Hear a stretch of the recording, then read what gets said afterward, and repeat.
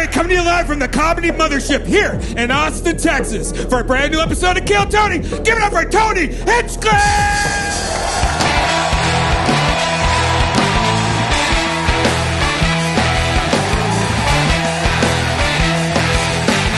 Who's ready for the best fucking night of your lives, huh?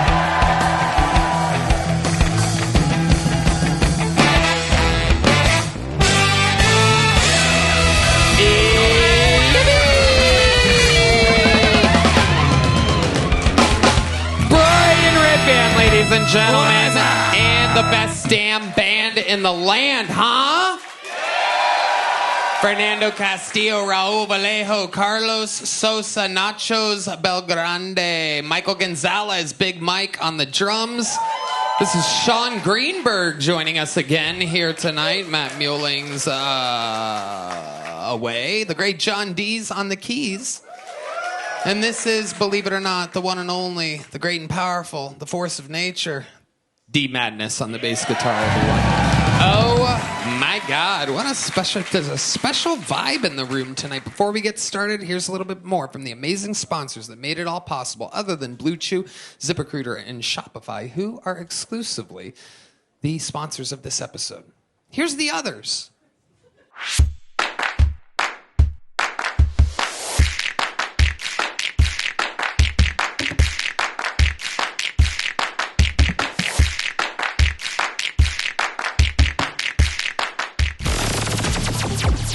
The Sunset Strip Comedy Club in Austin, Texas is now open. Check out Redban's secret show every Thursday. Go to sunsetstripatx.com for tickets.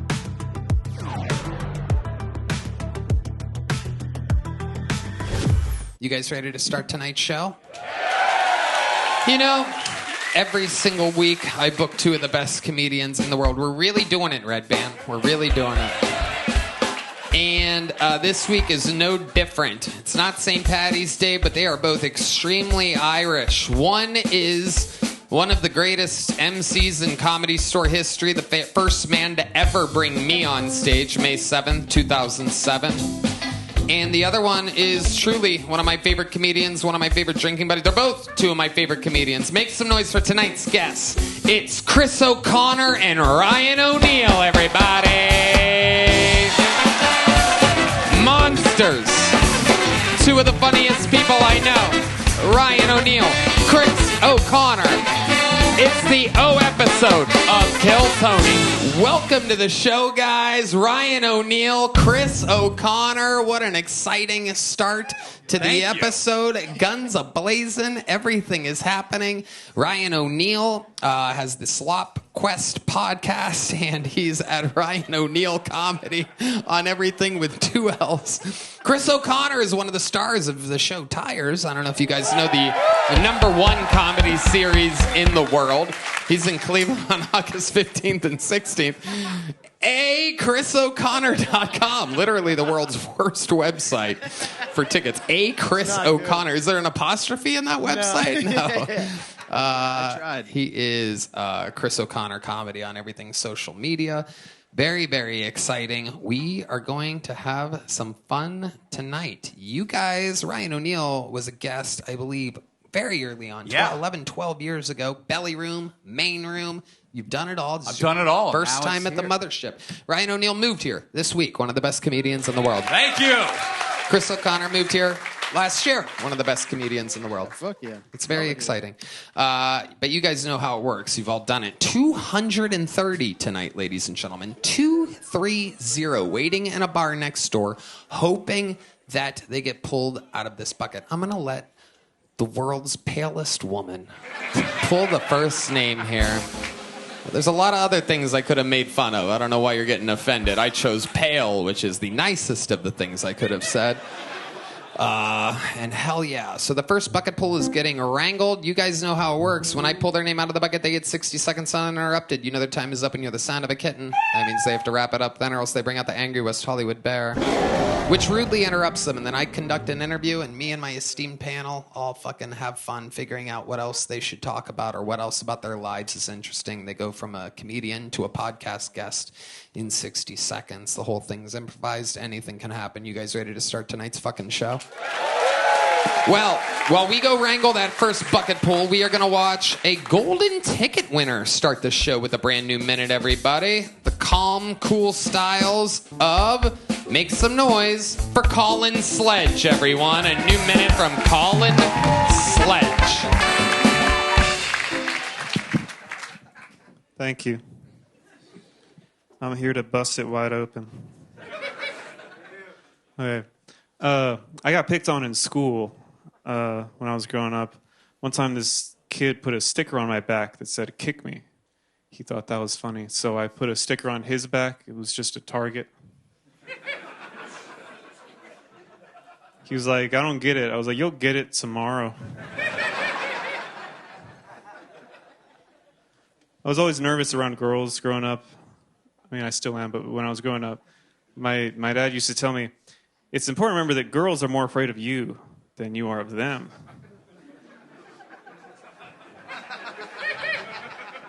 And I said, why? He said, you're creepy. They don't like you. You're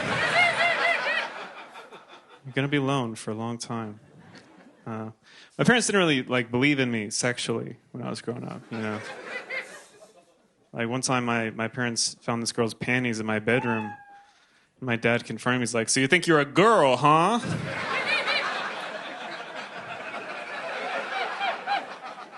Thank you.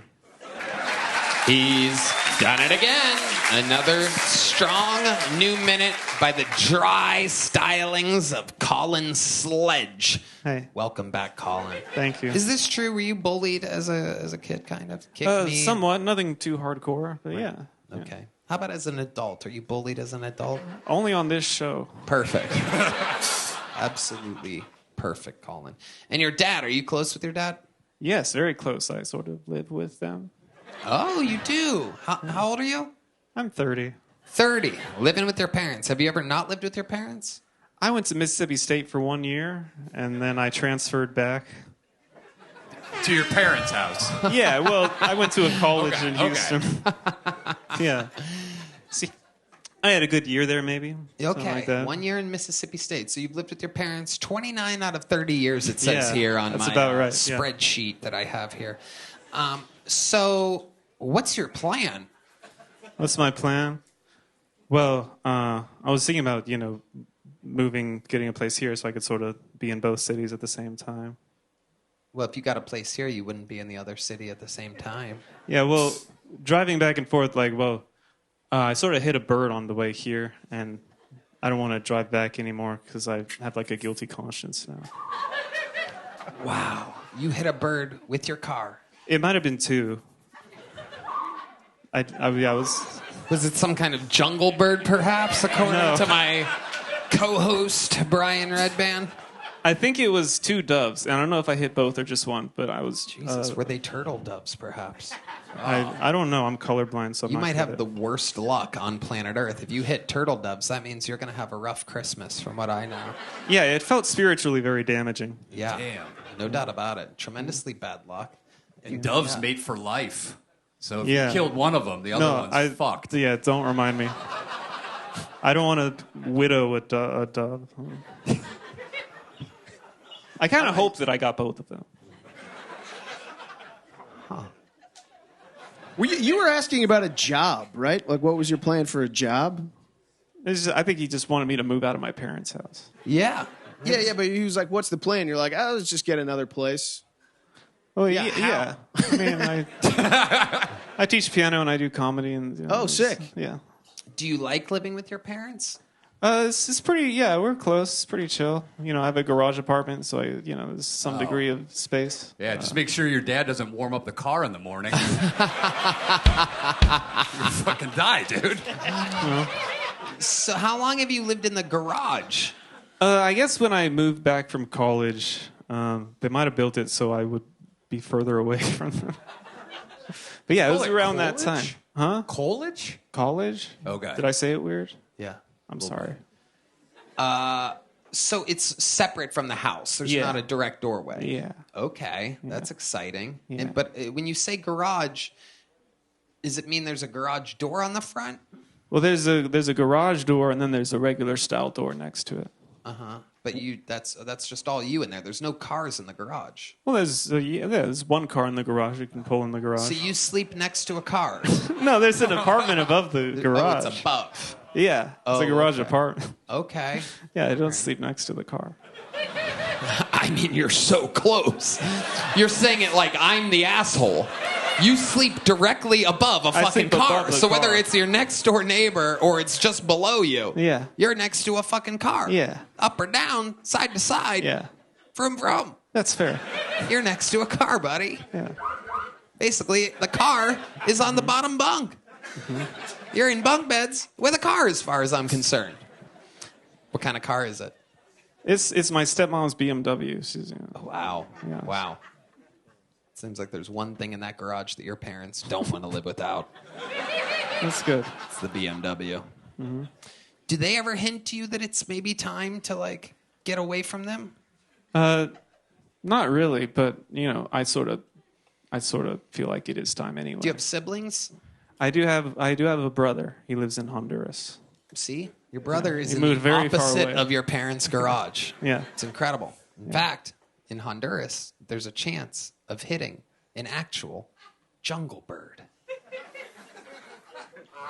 There it is, the sound of a jungle bird, everybody. Colin, you got it started with the new minute. Congratulations, fun times. Thank you. That's the way that it works. Golden ticket winner with a strong minute to show you how it's done. Colin Sledge. Now, this is where things get interesting, because we go to the sweet, sweet bucket of destiny, which means we're about to either meet somebody or see somebody again that most likely meet somebody that these could be crazy people. It could be the next fucking great talent of the show, or it could be pure insanity. They could be a 15, 20-year veteran of comedy. They could be a couple months in. It could be their first time.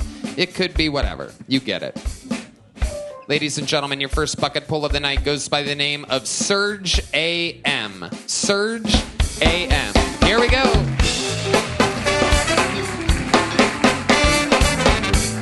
Oh, shit. What's going on, guys, here in Austin? Yeah, that guy lived in my garage. Oh, shit. No, yeah. Someone once told me that human trafficking is horrible. I look back and I go, hey, man, just because that's how I got to this country, it doesn't mean that you could fucking talk shit about my life. You know what I'm saying? My sister's part of the LGBTQ community. Clap it up. But for her... that stands for, let's get another bottle of tequila. Fucking drunk. Yeah. It doesn't make sense. You know what doesn't really make sense? She's bisexual and she works at Chick-fil-A, so technically she's a LGBTQ CIA agent.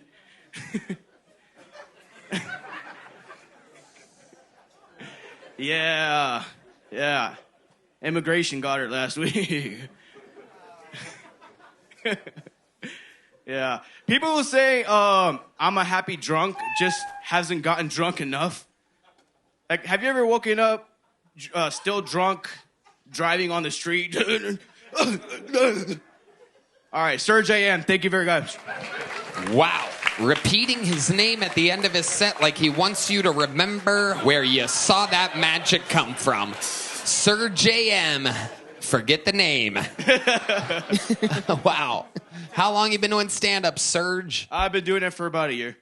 Okay. Like, how often? How often are you working this out? So I started in my early 20s, and I started at the Secret Group in Houston. And I just came out to Austin. I watched Kill Tony. I saw Enrique Chacon on. And I was like, dude, I remember this guy. I moved from Colorado to Austin so I can, How long have you been in Austin? For about a month. About a month. And you've been doing a lot of open mics and stuff. Yeah. So you've been doing those jokes? Yeah. Yes. Okay. Yes. And people are laughing in the room at these open mics? Yes. They are? Yeah. Is it mostly comedians? Is it sometimes they're comedians, sometimes there's actual audience members and stuff like that. Okay. Here's the catch, Serge. Is that almost nothing you said made any sense whatsoever. So if there are people laughing, you're performing in front of insane people.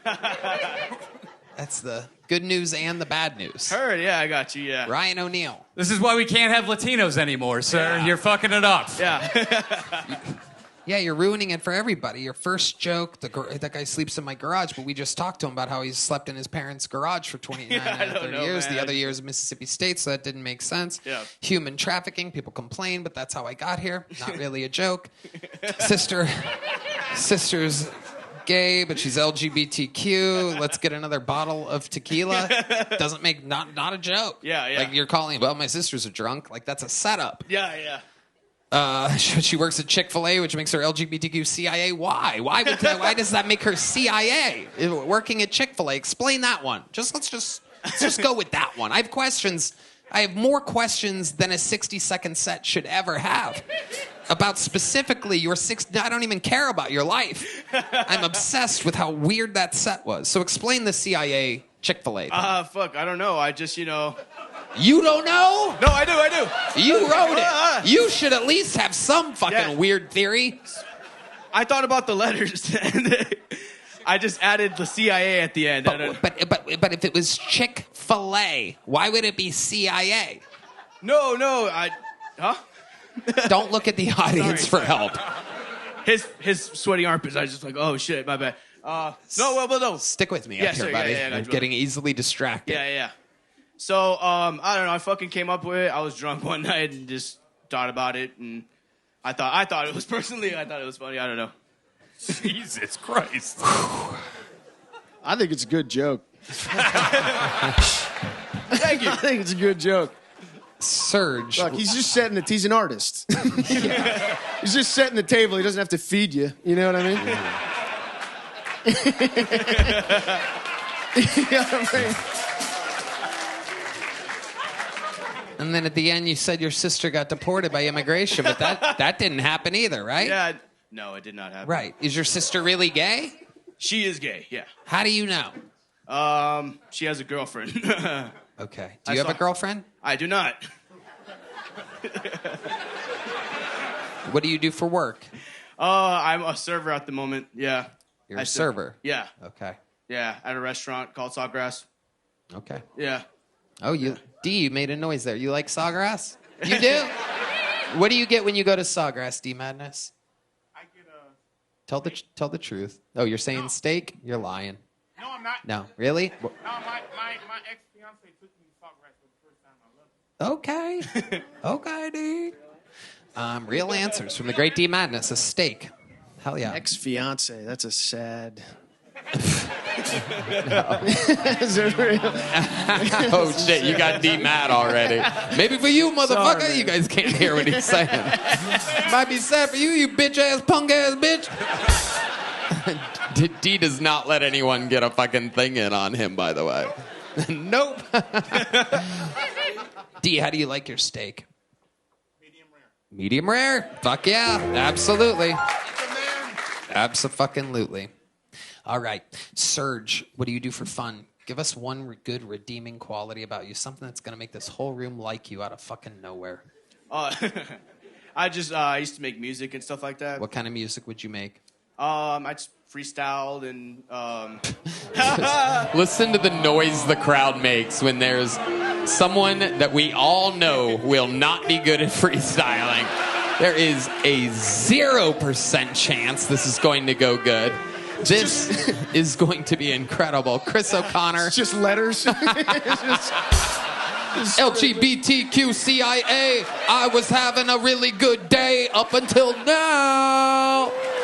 Until I got pulled out of the pocket. Turns out I suck at this. All right, Serge. How long did you freestyle for? This is something you took kind of seriously? Yeah. I moved out to Colorado, and I was just making music and music videos and stuff like that. Right, ladies and gentlemen, talk to Michael about a beat. Michael, play it nice and light so that we can all hear exactly what the hell he's saying. And this, ladies and gentlemen, on a show where absolutely anything can happen, is Serge AM. Yeah. I guess my set was actually pretty phony. I don't even know. I got my 60 seconds on Kill Tony.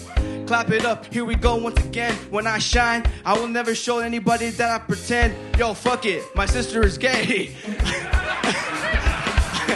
I made it every day as my motherfucking host, but you know that I don't even care about these hoes. I'm a go-getter.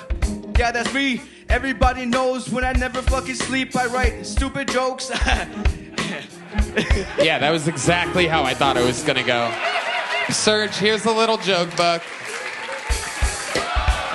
Oh, boy. Wow. Wow. There he goes. Serge AM, everybody. Make some noise for Serge. He tried his best. Tried his best. Oh, listen to that pop. The great Heidi has arrived, everybody. There she is, live in the flesh. Hello, everybody. This podcast is sponsored by Nicked. These are our favorite nicotine pouches by a mile. If you haven't made the switch to Nicked pouches yet, now is the time. I'm always reaching for strawberry watermelon ice. Personally, Nicked premium nicotine patches will elevate your nicotine experience. They're made with proprietary coconut fiber blend filler for better nicotine absorption and a more comfortable mouthfeel. With Nicked, you get strong, lasting flavor that is clean and discreet. Redban. Tony, I love Nicked. They're the greatest nicotine pouches of all time, and each can comes with 20 Nicked pouches. Make the switch to Nicked nicotine pouches like we did. We know you'll love these too. And we have a special offer just for Kill Tony listeners. 35% off your first 3 orders, only if you order now at nickedpouches.com/Tony. That's nykdpouches.com/Tony. Don't forget, you can get 35% off to up to 3 times. nickedpouches.com/Tony. Nicked products are only available for adults of legal age, and every order is age verified. Warning, this product contains nicotine. Nicotine is an addictive chemical. All right. Keeping it moving along, your next bucket pull goes by the name of Jason Vest, everyone. Jason Vest.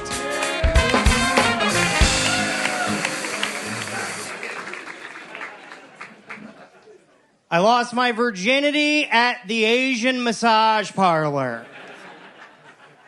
By a saggy-tittied, wrinkly, old-ass Asian woman that looked like Mr. Miyagi. She had a raspy voice. She was like, "Spread your legs." Her name was Mama-san. She taught me many lessons, and this is what she taught me. When paying for pussy at the Asian massage parlor, always tell Mama-san you have a latex allergy. Even when you don't. There's a pretty good chance she cannot accommodate your request and you'll get bareback sex for free.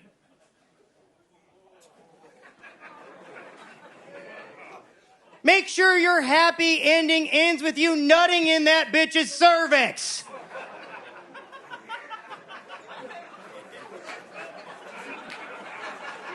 Yeah. Drain your ball sack, not your bank account. Always tell Mama-san, always ask Mama-san if she's got a new girl on rotation. Add some variety to your Asian pussy portfolio, guys. Jeez. All right, thank you. All right, Jason Vest. Admitting to rape as his comedy set tonight. Whoa. Whoa. Whoa. It's How consensual. are you? How are you? Doing good, Tony. I'm doing good. Love it. I've always wondered what Santa's elves do in the off season. This is incredible.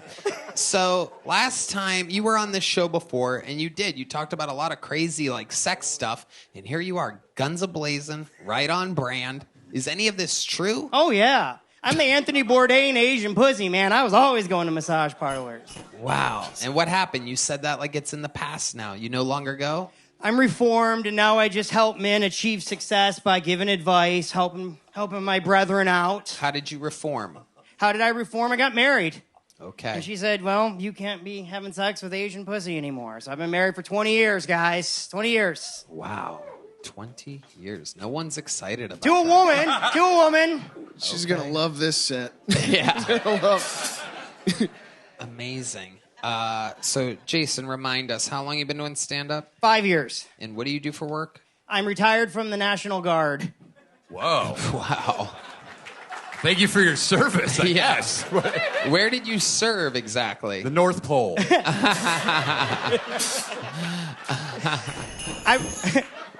There it is. The sweet Santa landed on the roof. He wants to see us. I was a recruiter for the National Guard in Jackson, Michigan, Lake George, New York, and I worked in Chicago, Illinois, too, for a little while. Okay, wow. Some of the places where we need our military the most. Okay, what's the craziest thing that happened? What's the most, violent thing you had to do in the military at the National Guard? The most violent thing I ever had to do? I never really had to do anything violent. And I was a recruiter, so it's like a basic job. People come in and they want to join the military. You lie to them to get them to join. It's just a simple process. What's a trick you would use to get them to join? I would tell them anything. Like, let's say someone came in and they wanted to be a cook, right? Being a cook, nobody that joins the military wants to cook the damn food. They want to do, cool Rambo shit. Mm-hmm. So I'd be like, listen, you're going to be like an executive chef for the president or some shit. Oh, very good. I was a top recruiter for the Michigan Army National Guard, Tony. We talked about this last time. Damn.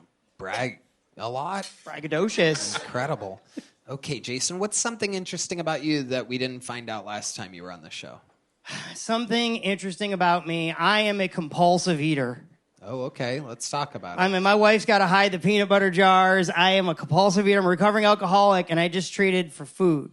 I just traded booze and everything for food, and I just compulsively... What's the most piggish thing you've ever done eating food?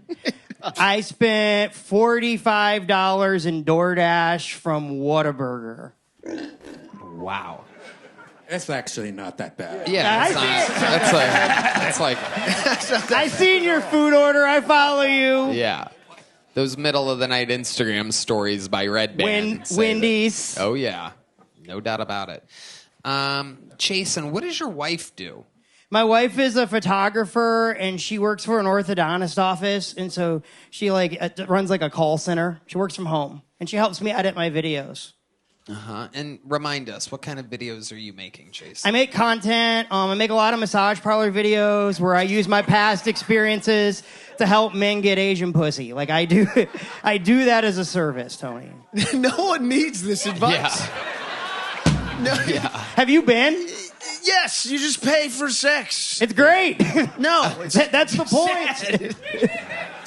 He's teaching etiquette. Yeah. How dare you? The condom is for your protection.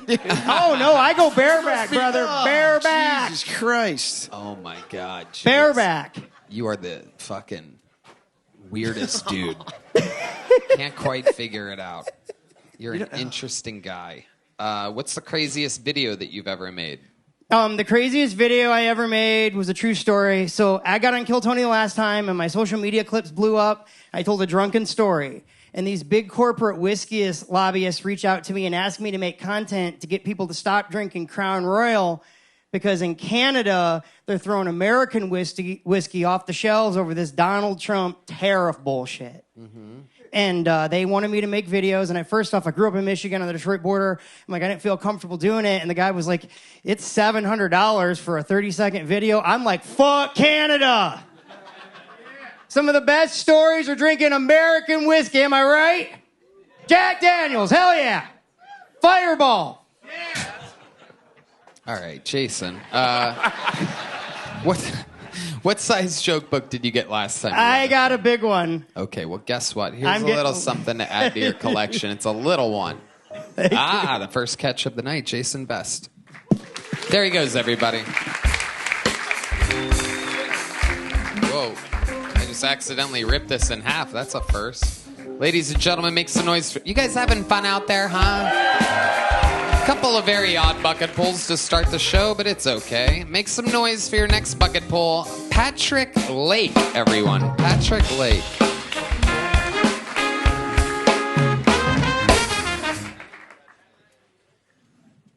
When cops that are looking to get laid get rejected, do they jump straight into stop resisting, stop resisting, stop resisting?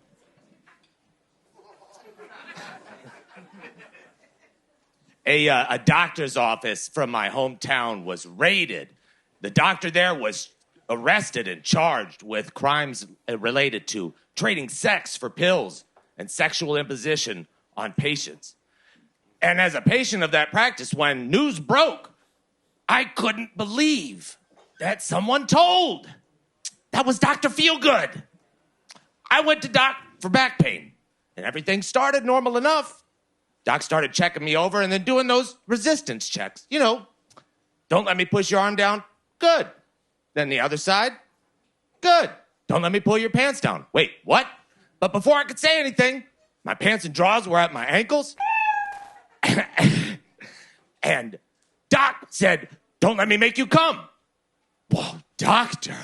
And as I stood there getting topped off by my doctor, I realized I didn't know my insurance covered this, and I didn't even have copays.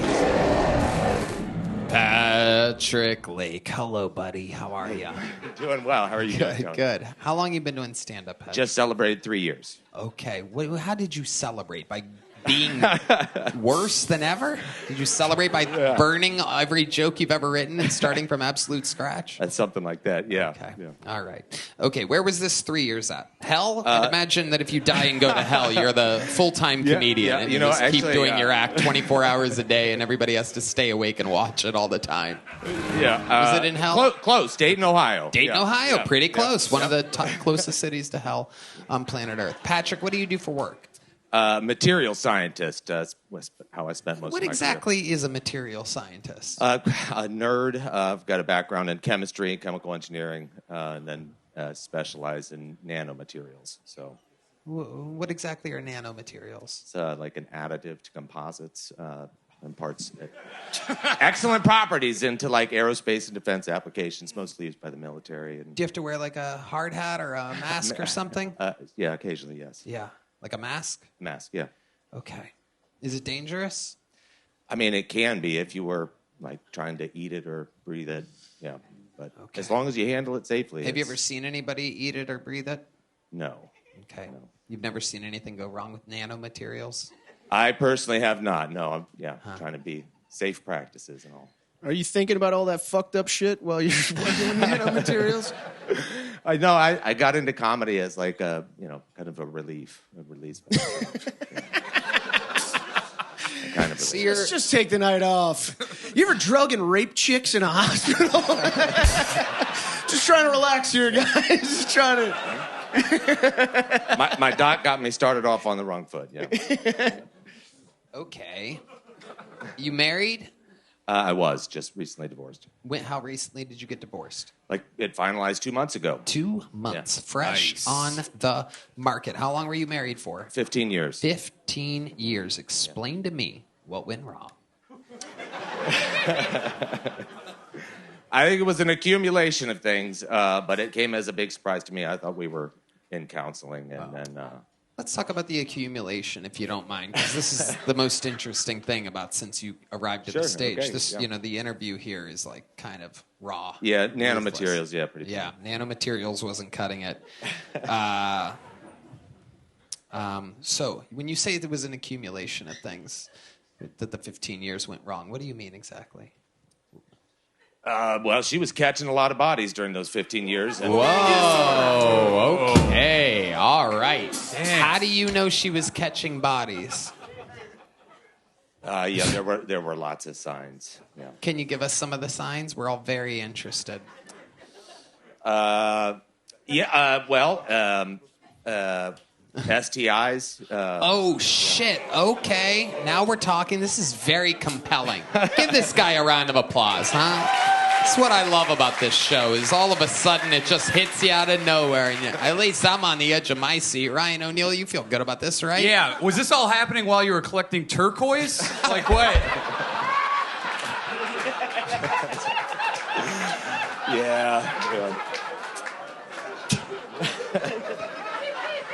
I got distracted. Yeah, maybe you should have spent more time paying attention. Keep your eye on the prize. That's right. Yeah. It's a pretty stone, though. Okay. So STIs, and you caught an STI. Which one? Out of curiosity. Actually, I didn't. She did. She did. And it was just on one of those appointments. I was like, "Hey, honey, you want me to come along?" And oh shit! Yeah, and you went along with her. And I went along. And you're in the room, and the doctor says, "Well, you have Yeah. Oh, I'm just gonna go ahead and send in some. Yeah. That's a suspicious man right there. I'm going with you. Yeah, I want to see what it says. My I God. want to see the lab results.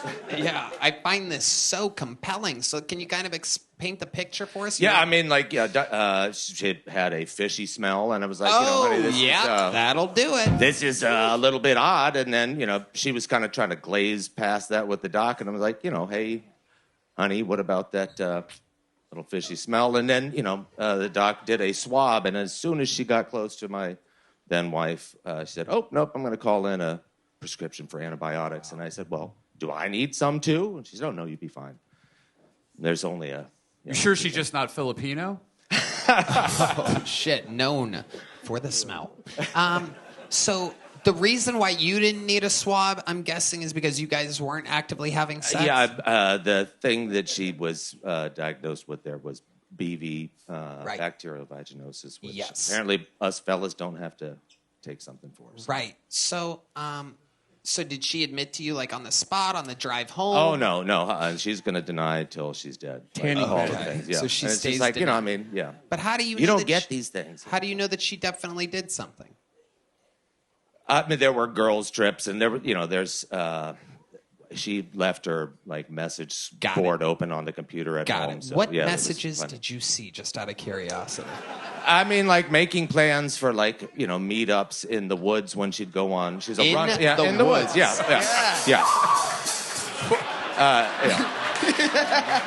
The old jungle bird has arrived again. Go ahead. There's two reasons for that. One, I live in Yellow Springs, Ohio, so it's like a crunchy town, right? Okay. And two, she's Portuguese, and that's where the prostitutes go, into the woods, actually. Really? That's a thing with Portuguese women? Portuguese? Portuguese? Get it? It was wild. The first time I was in Portugal, driving to the beach. Portugoose? Okay. How do you know Portuguese women fuck in the woods? That is a stereotype I've never heard. I thought all I do all day is I study stereotypes. I've never heard this one. Yeah, we were on a family excursion in Portugal, to the beach, and we had to drive through a section of a wooded area, and there's clearly a prostitute standing at the edge of the woods, and I was like, what is a woman doing in a nightgown at 11 o'clock in the morning? Next, it's not the... This episode is brought to you by Blue Chew, by the way. That's a little fun fact. ZipRecruiter and Shopify. Wow, this is so interesting. It's crazy. It's amazing. Were there any... Ryan O'Neal? Well, I like how you led with girls' trips when you have messages of her meeting in the woods. Yeah. You should have just led with Well, that. I mean, she was indiscriminate in terms of gender. Hooking up with guys and girls. Oh, so interesting. hot. Do you know what kind of... Redban's hard as a rock right now. Do you know... She grow up here, or did you import her? An import, yeah. You did? Yeah. You really did? Where did you find her? Online? We actually met at a conference. We were at a scientific Was conference. it a Sex Addicts Anonymous conference? Okay. No, it was a science and engineering conference. Ryan O'Neal? I was like, wow. Yeah, I mean, you could take the girl out of Portugal, but you can't keep her out of those woods. You know what I'm saying? That's the old... That's right. It was a science conference? It really was, yeah. Was she a scientist too? Yeah, she is. Wow. Yeah. You think she'd be better at covering her tracks? One would think. It must rule to be a kid in Portugal. You fucking go into the woods. It's just pussy everywhere. Yeah. That's all we did as kids. You go into the woods and ride bikes and shit, look for pornos. And there's just naked ladies walking around. It sounds like they're eating each other out. It's amazing. Build a fort, get your dick sucked, the usual kid stuff. Wow. But you didn't have any kids with her or anything? Oh, we do. We had 2 kids. Yeah. Oh, shit. Yeah. Okay. So you got kids. Mm-hmm. Are they yours? They are, yeah. Yep. My kids look exactly... I've got 3 kids, and they all look exactly like me. Are you sure? Really? Are you positive? Really positive, yeah. Okay. I have a girlfriend now. Are you sure one of them doesn't look like a tree or something like that? Do you have a brother? I do have a brother. Oh, there we go. Has she ever hung out with your brother, perhaps? I mean, yes. Yeah. Wow. I'm not too worried about that one, but... You should be. You should be. It's like, what does your brother do? He's a hunter.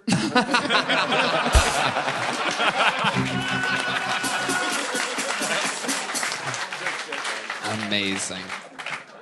Well, Patrick, like I said, the set was one thing, but you know what? Your fucking interview was so goddamn badass that I'm giving you a big joke book. A big black one, just like your ex-wife's probably has right now. Definitely, thank you. There he goes, Patrick Lake, everybody. All right. Damn. That was a hell of an interview. Oh, my goodness.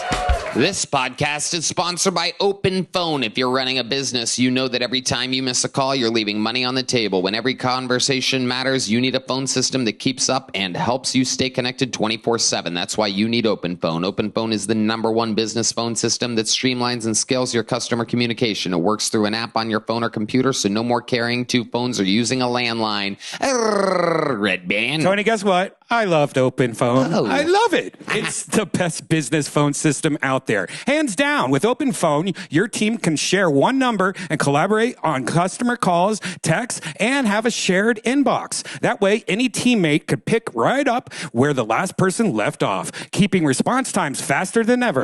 Any teammate can pick up right where the last person left off. Oh, wow.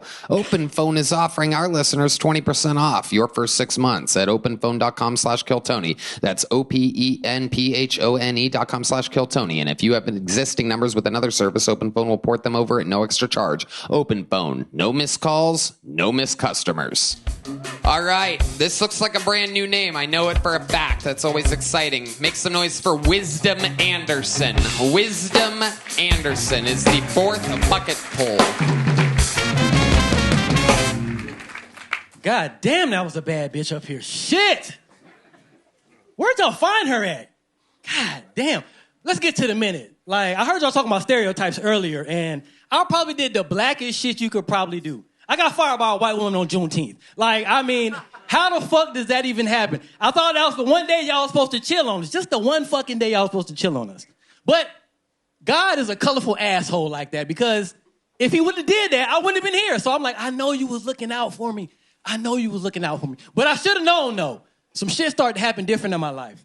I started looking at white women a little bit differently. Started looking a little bit better to me. I said, I got to be coming into some motherfucking money, because only money can get a white woman to start talking to you. I'm like, I don't know what the fuck is going on right now, okay? Y'all looking at me like, this nigga is not fucking funny. I knew I was going to get you with that one. But I like to get into the riffing and shit. I wasn't going to come up with a fucking set. Y'all got to pay me for that. This shit for free. Oh, I love it. Okay. Wisdom Anderson. Is that your real name, Wisdom? Fuck no, I got a slave name. My name is Elgin. Come on now. Okay. That's not some shit you get on your feed. It's better than wisdom. I mean, wisdom sucks. Wisdom sucks. Wisdom, how long you been doing stand-up comedy? Well, Better question, how do you look like both main characters from the hit movie White Man Can't Jump? You look like Wesley Snipes in the body and face, and you have the hat of Woody Harrelson in that movie. You know what? It's Woody's hat and everything else, Wesley Snipes. This is incredible. You know what it was? I played baseball. That's what it was. You did? I played baseball. Okay, what position? Had 2 parents. That's why I got to. Okay, let's go one question at a time here, Elgin. No, I'm kidding. Wisdom. All right. So, how long you been doing stand-up? Shit, I've been funny my whole life. In front of black people. I guess you just stopped before you came out here? Yeah. All right. So, how long you been doing stand-up? 2021. Okay. I wrote my first joke during COVID. It was a fucked up time. Okay, well, relax. Let's just go one question. Are you on drugs or anything right now? Okay. Next question. All right. Crack is the answer, everybody. So this is No. Just a little bit of trees. Okay, a little bit of trees. Well, no cocaine. No okay. way. When you say little bit of trees, did you fuck the last guy's wife? Okay, next question. Stick with me here. What do you do for work exactly? Did you really get fired on Juneteenth? Why would the fuck I would come up? Yes, that really happened. Okay, some people write jokes. No. That really not. No, I only talk about my real fucking life. Like, Okay, very good. why would I make some shit up? You might want to try jokes. You gotta Switch it up. I get paid for real jokes. I wouldn't come up here and tell a real Okay, set. stick with me. Stick with me here, wisdom. Now that's wisdom. Yeah. Hey, How often do you I get love the paid for booze. real jokes? What are we talking about here? last October I did the House of Blues in Houston. Okay, I mean, how did you get that gig? You didn't headline it, right? It wasn't live from the House of Blues. Wisdom Anderson. No, I was a feature act because I'm on the radio and I tell jokes on the radio. You're a DJ. No, radio DJ? I'm a personality. I work for iHeart, so I actually write jokes for real. Okay, got it. Don't get mad with. No, I'm great. Okay, so you write jokes for the radio. The first joke that you wrote during COVID, what was that joke? Do you remember? It was about white people getting free kidneys. It was something about that. It was about alcohol and kidneys. Okay. You made D Madness ashamed of his race. So he's gonna step away for a second. He's gonna come back in whiteface. Okay. So, what job did you get fired from on Juneteenth? I was working at SMU. SMU. Explain to the people exactly. Y'all know what that is. It's a lot of white people there. Southern Methodist University. In Okay, Dallas, what Texas. were you doing at a university? What exactly were you mopping up at a university? I told you, Tony, I come from a two-parent black household. I played baseball. You know I got to be a little fucking smart. Okay, so let's go back to the questions, smart guy. What was the job that you had at the university? I was teaching tech. You were teaching tech? Yes. And how and why did you get fired? I made white children tears. You made white children's tears. Yes. Okay, what did you do to make white children cry? I told them, hey, you're selfish. Okay, what was the context of this, Wisdom? He was being selfish. But what was going on, Wisdom? He wanted the teacher to only solely focus on him. Can you So I teach tech students to teach youth tech. So the teacher in the classroom. Wow, you're like Tech 9. Okay.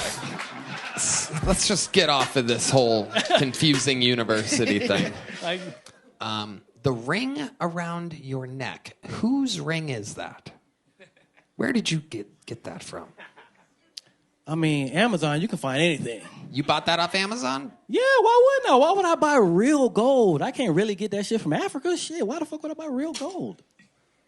Every single answer that you've given on this show is psychotic. Yes, it's supposed to The be. last comedian that was up gave honest answers about his whore ex-wife and crushed. It was so interesting. You didn't ask about that. Well, I can tell you this. Okay. I haven't fucked in probably about 276 days, so that should let you know I'm married. That should let you know right there. Roughly. Right there. Right there. Roughly 276 Roughly days. 276. I've been keeping count. If any married men are in here, y'all know the fucking problem. Y'all know the problem. So you're married. Oh, y'all don't? Oh, it's just me. Fuck.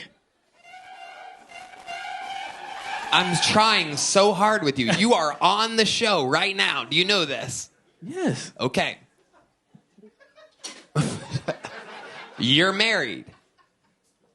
This is where you would answer the fucking question. Yes. Are you okay? So the ring around your neck.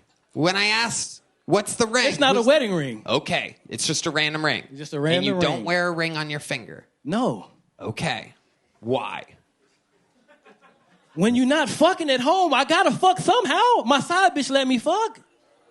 Boo. But you're not. But you just said you didn't have sex in 2 hours. Do you see why this With my interview isn't a wife. real With interview? my wife. Okay, so you're admitting to talking about my having wife. sex. Stick with me here.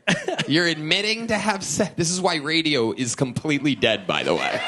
It's because they don't really communicate with talk people. about this They're on the not radio. thinking anybody's listening. I don't talk about this on the radio. Okay, I know you don't talk about this on the radio. You're not allowed, but you're allowed here. So you Yeah. cheat on your wife?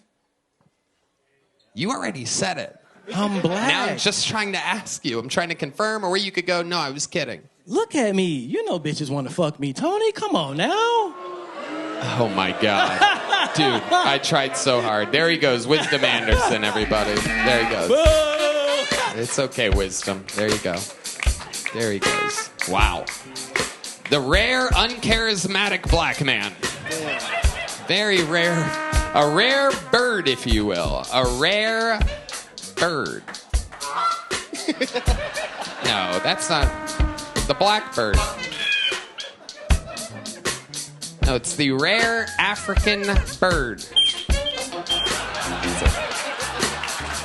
There you go. All right, your next bucket pool, ladies and gentlemen, on this very interesting episode. Make some noise for Vinnie Flores, everybody. Vinnie Flores. All right. So I'm a rookie to this comedy field, right? And one of the things that a lot of the veterans tell me is that you gotta be relatable. You gotta relate to your audience. So has anybody here ever done crack or heroin? See, when I was 17, I shot crack one day and heroin the next day with my older sister. We were in a motel on the run from the police, and she was actively being pimped out. That's never happened to anybody here? I'm just trying to be relatable here, guys. Listen, I'm sorry, all right? It's not my fault, okay, that you guys didn't have a family full of people that love to make memories. And speaking of my sister's pussy, yeah, you're goddamn right that shit got return customers, ladies and gentlemen. That shit put food on the table. We had to leave every 2 hours. And, that deserves a Purple Heart because her pussy got absolutely murdered. All right.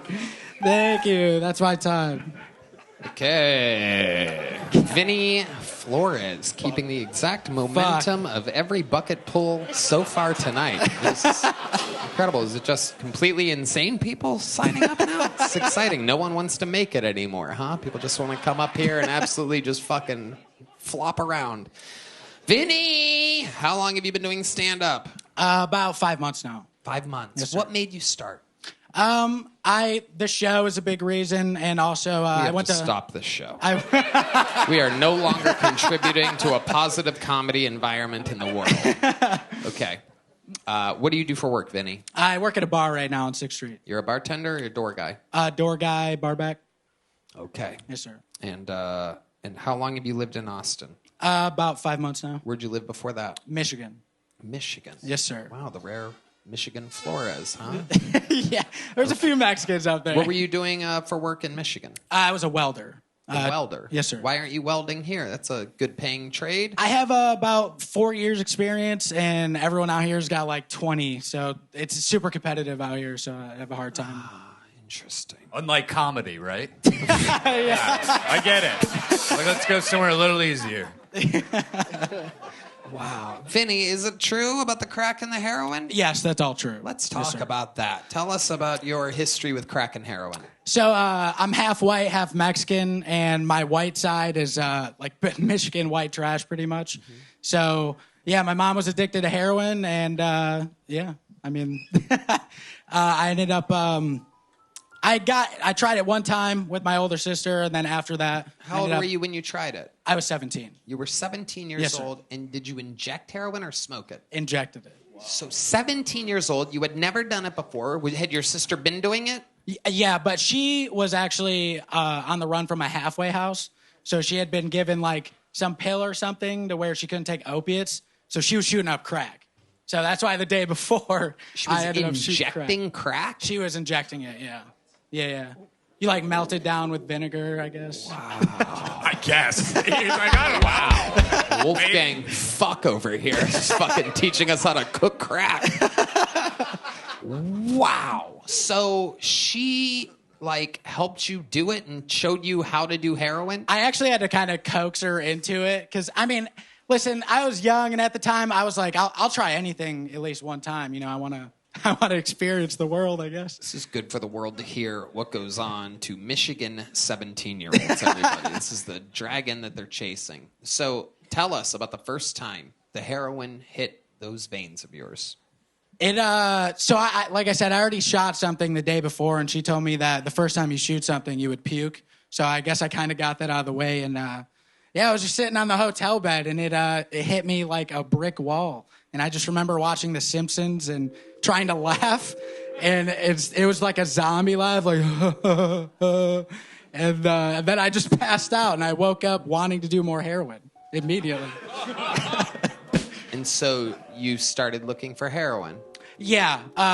So part of that story is, since we were on the motel, my sister's boyfriend was also there, who was pimping her out. And that night that I shot the heroin, we were going to get cigarettes from the gas station, and we jaywalked. And they're all on the run for felonies. I'm just on the run for like a weed misdemeanor in Michigan, and we're in Ohio at the time. Everybody has warrants. Yeah, everybody has warrants. All three of you have warrants. It was us three, and you're jaywalking. And we're jaywalking to get cigarettes. Yes, sir. This is like a tourist ad for the state of Michigan. This is incredible. This was actually in Maumee, Ohio. Oh, well, don't talk about my mom like that, first of all. Maumee, Ohio. I've never even heard of that. Top left corner? Yeah. So I'm from Adrian, which is like, it's 40 minutes from Toledo. So I'm like on the border. So if we want to do anything, we go to either Maumee or Toledo area. Wow. Oh, my God. Which is okay, shoot so crack. you got busted jaywalking, I'm guessing, is where the story's going? Yeah. Okay. Yeah, and then, so the cop obviously... Notorious jaywalker, constant jaywalker, D. Madness is back, everybody. This motherfucker, crosswalks do not matter to him. All right. Very famous jaywalker. Okay. So obviously, since he has felonies in his name, he immediately just got booked. And I'm a minor at the time, so they're like, okay, well, we need to take you to a guardian. And I had no choice but to go back to the motel where my sister and her boyfriend's friend was.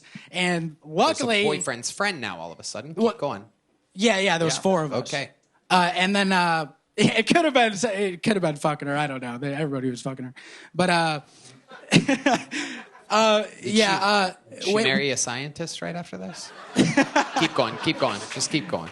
We went back to the motel, and then the cop just kind of let me go in there, and then he went away, and then... He didn't notice that you were on heroin at all? I wasn't on heroin yet. This is like right before... This was that night. Hell yeah. And then I ended up doing his heroin.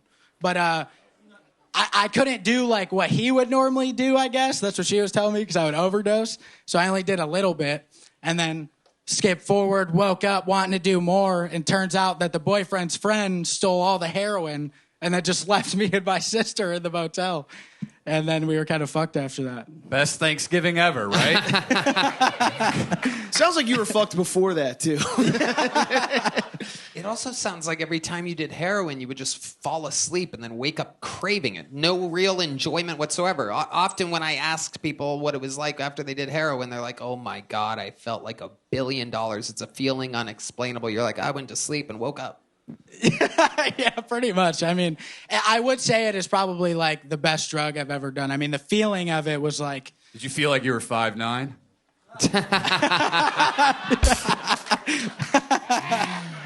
Vinny, what's the coolest thing you've ever done in your life other than heroin? The coolest thing I've ever done in my life. Any big accomplishments? You ever saved somebody's life or fucking do anything, amazing? Win an award, perhaps? Nothing crazy like that. I used to play in bands, so that was some of the coolest stuff. What did you do experience. in a band? I played guitar and bass. Yep. Okay, don't worry. I'm not asking you to play. Yeah, okay. Thank God. Thank God. That's what I was... Vinny, what ended up happening to your heroin-using, crack-injecting sister? What's her OnlyFans? She's doing good supposedly right now. I mean, she's a little iffy. She ended up marrying like some 50-year-old, and they had a wedding in Maumee, and she was barefoot for that wedding. And yeah, so now she's just chilling, I guess, just smoking weed. That's what she says. I mean, I don't know. They might be doing crack. Did you go to the wedding? Yeah, I went to the wedding. Was he barefoot too? No. Why was she barefoot? It's white trash. I mean, she literally forgot her shoes at the motel that they were staying at. Oh my God. It's pretty bad. Michigan's gross. Wow. We have to start deporting half Mexicans too. That's what this means to me. I don't know if you guys are with me on this, but I think I'm going to call my friends in the administration and So I support it. If they're illegal, I support it 100%. ICE support it? Okay. Vinny. All right, buddy. Well, here's a little joke book for you. You can't mix it with vinegar, melt it down, and then smoke it, but you can write some jokes. All right, thank you. There he goes, Vinnie Flores, everybody. Keep writing. Keep trying, Vinny. I have to tell people that so they don't fucking relapse on heroin and shit on their way out. They're like, okay, you told me to do it again. Like, keep signing up. Keep signing up, Vinny. Keep writing and signing up, Vinny. Don't give up tonight, Vinny. I'll see him fucking slouched over in the alley tomorrow.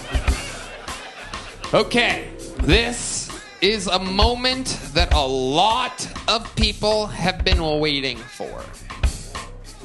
Ladies and gentlemen, the man I'm about to bring to the stage, this is only his second appearance ever on the show. Ever. He's not a golden ticket winner. He's not a regular.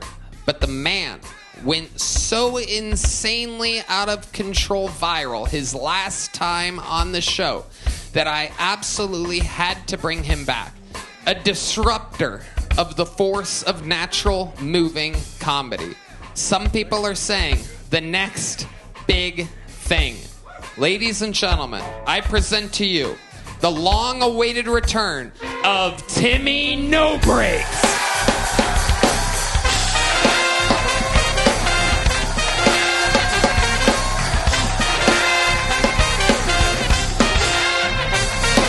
Who's ready for the best fucking minute of their lives?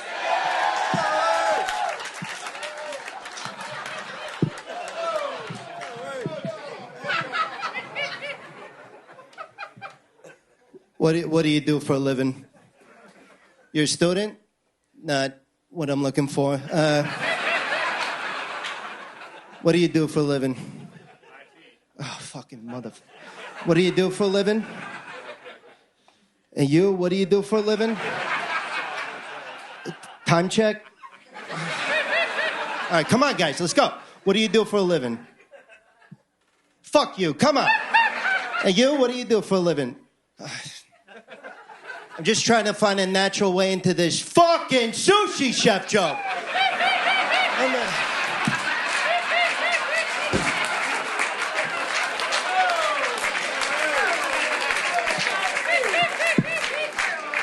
Does anybody work at an airport sushi restaurant? I mean,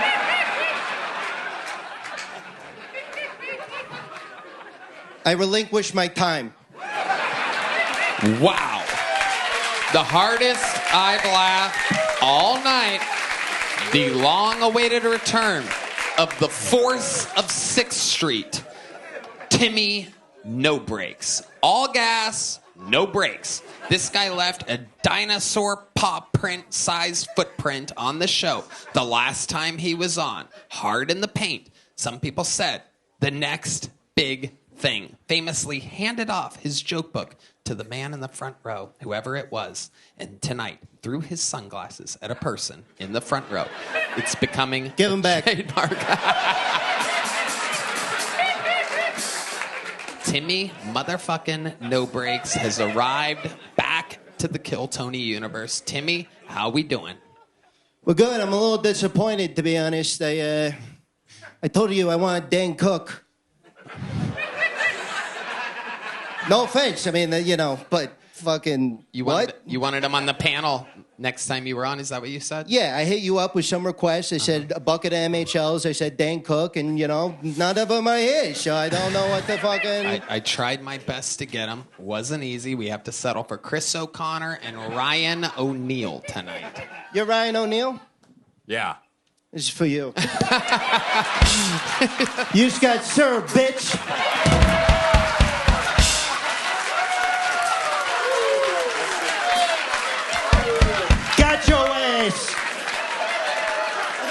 Open it up. Yeah, why don't you show everybody what that is, bitch? Why don't you show everybody what that... That's a picture of my niece's volleyball team. Oh, rush this man!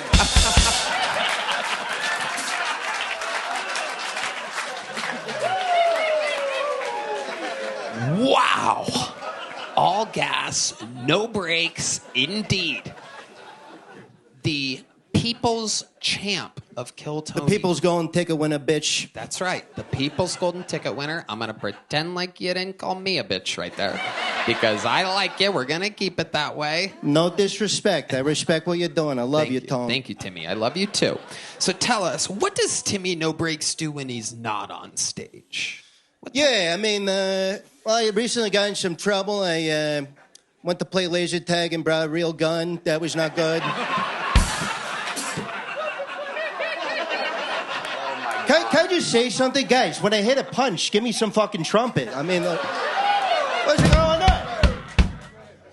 Not yet. When I hit it. My God. So, Timmy, there's so many questions I didn't get to ask last time you were on. Like, what? I can't even imagine what a confident human like you. What is your love life like, Timmy No Breaks? I mean, I gotta say, it's definitely changed. I've had a bunch of bitches slide into my DMs. I had Hillary Duff slide into my DMs. Yeah, more like Hillary Muff. That bitch has a vagina.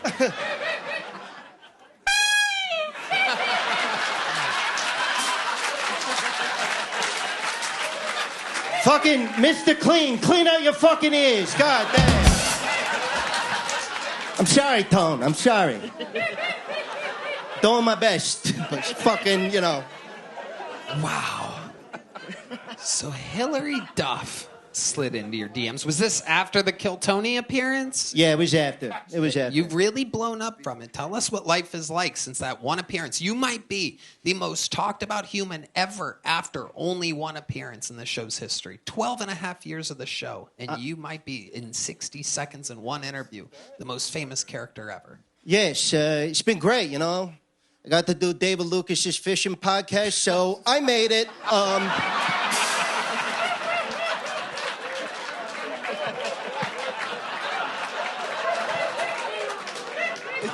By the way, where the fuck was the trumpet there, guys? Come on. I think he deserves something a little more. That's like a negative horn you're giving. It should be like a ba-da-bum, ba-dum-bum, or something like that, right? Tone, no. Give me a D. You give him a D. Give him a D. What's a D? I don't... Yeah. Okay. I see it now. I like it. That was a D. That was a D. They nailed that one that time. That was a D. They really did. Wow. So, Timmy No Breaks, where are you originally from? So I'm from Jersey. You already asked me that, but that's okay, Tone. Yeah. Tone, it's okay. Yeah. But that's for some of the new people here. Oh, yeah, you probably saw my Kill Tony, so this is just going to be repeating it. But, yeah, I'm from Jersey. What the fuck else is new?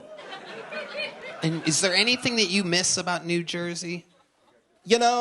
I miss the mornings. Spotlight? Spotlight for Perfect. Timmy No Breaks. No doubt about it. Whatever Timmy wants. Every member of the Kill Tony crew should know. Whatever Timmy asks for, Timmy gets from this point forward. There's a thumbs up from the great Yoni. Timmy, go ahead. What do you miss about Jersey? Yeah, I miss the mornings, walking out, fucking walking up to bitches saying, hey, bitch. That's what I'm talking about. That's what I'm talking about. But yeah, that's what I miss most, We're good on the spotlight, thank you. We're good. We got out of that. Wow. That's my story. I'm sticking to it, Tone. I don't want to keep you up here all night. I don't want to be a bother to you. You let me know when you want to go. You're the first person ever that I'm giving full creative control over here. Yeah, I'm good. Okay, hold on. You're good now? You want to go, or you're good to stay? Fuck, Tone, it's your show. I mean, No. I'm literally, again, I've never told the crew you get whatever you want. I've never given creative control to anybody. All right, Timmy, let's do this. Here's something I really want to know, and I don't know if I asked you this last time, but if I did, I'd like to apologize in advance. Tone, it's okay. Thank you. How do you make money, Timmy No Breaks? Yeah, you asked me that already, Tone. I used to sell weed. Before that, I was selling coke. Now I'm just coasting on comedy, Tone. Okay. Timmy, no, hold the horns on that one. Hold the horns. Yeah, it wasn't a punchline. That's for real. I'm doing big shows, bigger. I'm doing HEB. I think. Timmy No Breaks is doing HEB. Let me. The grocery store or the arena? Tony, you watch your fucking mouth. I'm sorry, Timmy. Sometimes I fall back on my habits here. It's okay, Tony. For making fun of people on the stage sometimes. I mean, no disrespect, Timmy. No. Hey, no disrespect taken. Let me say this. Yeah. I think you have what it takes. I do? I do. I want you to open for me at Lucky Duck Open Mic in 2 Lucky weeks. Duck Open Mic, one of the best venues in Austin, Texas. No ceiling, no audience, and no breaks. Yeah. Timmy, what can I say that I haven't said 1,000 times about the New York Yankees?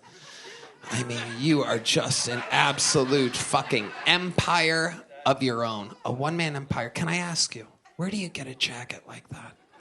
Glad you asked, Tone.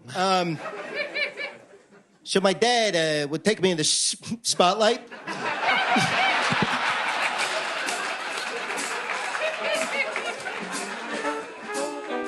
John Deas, let's go. So my father, he would take me to the circus all the time. They would shove these midgets down in this fucking cannon. One time they aimed it at a wall, shot this midget right into the wall. Bang! The midget slid down. Some guy put a fucking leather jacket over this midget. I laughed and I got this at Goodwill.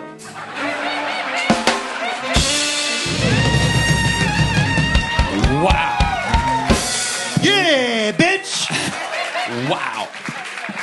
Timmy, I feel like if we keep you up here any longer, I'm going to have to give you a percentage of the royalties of this episode.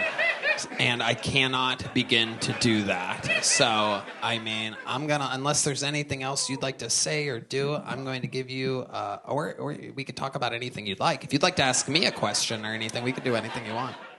Yeah. Take your entire life, Tom. What's the most interesting thing about you? Go. Tom, your entire life. Let's go.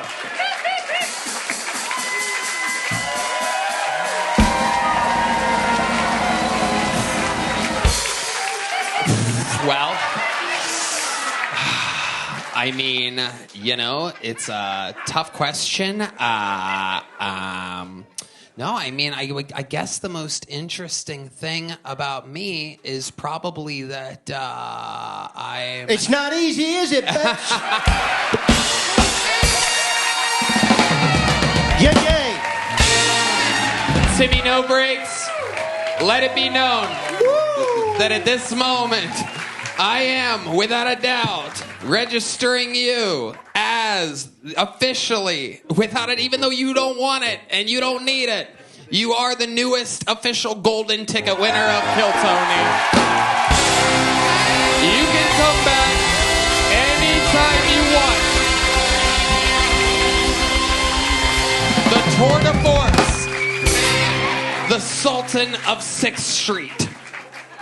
Yeah, thanks, Willy Wonka. Absolutely. I am excited to be opening for you at the Lucky Duck Open Mic. I will see you there next, and we'll talk about the future. Ladies and gentlemen, one more time for the great Timmy No Breaks, everybody. Wow. Thank you. Unbelievable. Holy shit. One of those moments you'll never forget. Wow. All right, a bucket pull has to follow that. Not easy, ladies and gentlemen. Not easy. The chatter in the room, for those of you watching the show, is unbelievable. Men are proposing to their girlfriends. This guy's going to do some type of drug right now in the bathroom. There's a lot going on here. The place is in absolute chaos. And it's time for another bucket pull. Make some noise for Isabella Krosa.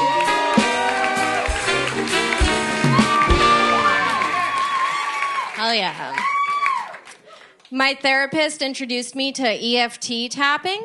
Whenever you get nervous, you take deep breaths and tap on your face. She was like, think of it as like a massage for your inner child. It's like, I don't think my inner child needs any more massages. I started going to therapy because I would get really bad anxiety in social situations and become a huge bitch to whoever I was with. And my boyfriends would just be like, oh, it's because you're Italian. And then I went to therapy and she was like, you have autism. And I was like, I'm Italian. She was like, you're retarded. During the pandemic, I worked as a cam girl.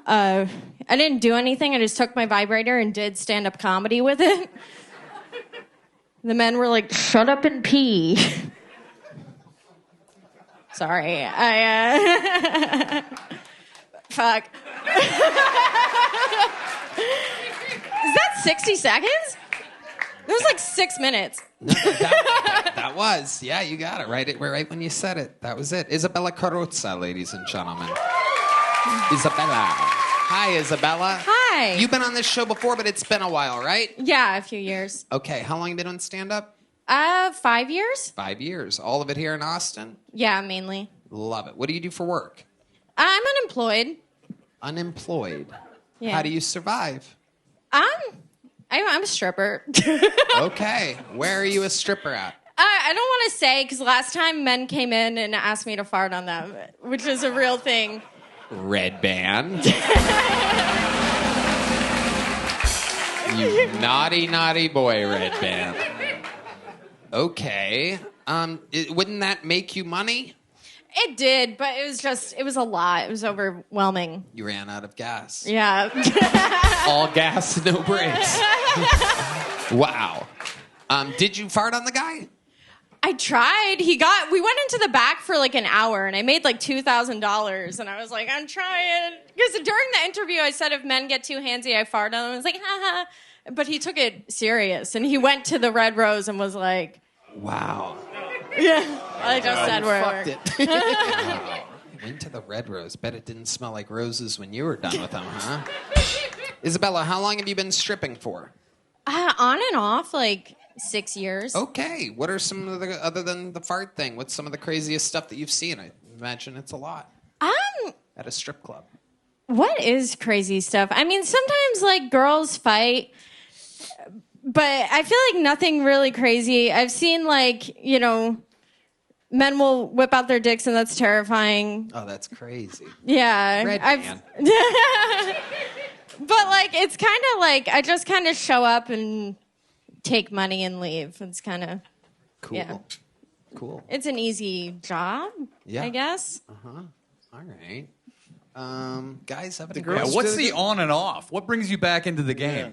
I was like, I don't know. I always kind of did it on the side of what I do. So I was like an ophthalmologist technician. What the fuck, Redban? Was that you? Part-time ophthalmologist. Can I take a seat? Redban's just accidentally hitting buttons over here. What's going on now? Wait, what just happened? Can I take a seat? Did you just fart? No! What just happened? Let me put my balls under there. I just like sitting when I'm on stage. Is that fine? No, we're You do this at recording you work? on video. Oh, sorry. You gotta stay in the frame. Okay, there you go. Wow, the world's laziest stripper, everybody. Who wants a fucking floor dance? Fair, I have a floor dance from Isabella. I am like the DMV worker of strippers. What does that mean? I just like, I'm very cranky. I'm 29 now, so like, I'm kind of over it. Who said that? Who did? Yeah. Who made that noise? 29's kind of old for a stripper, right? It is. Strippers age in dog years. Yeah, I'm 29. Okay. Have you ever done a full nude strip club before? Or? In LA, I did, yeah. Have you ever, cooter balls? Do you ever do cooter balls? What's cooter balls? Explain to these people what cooter balls are. Our senior strip club correspondent, Brian Redban, is here, ladies and gentlemen. Where they sit there with their legs open, you try to, crumble a ball and like make a basket inside their vagina. I would fucking disgusting, Redban.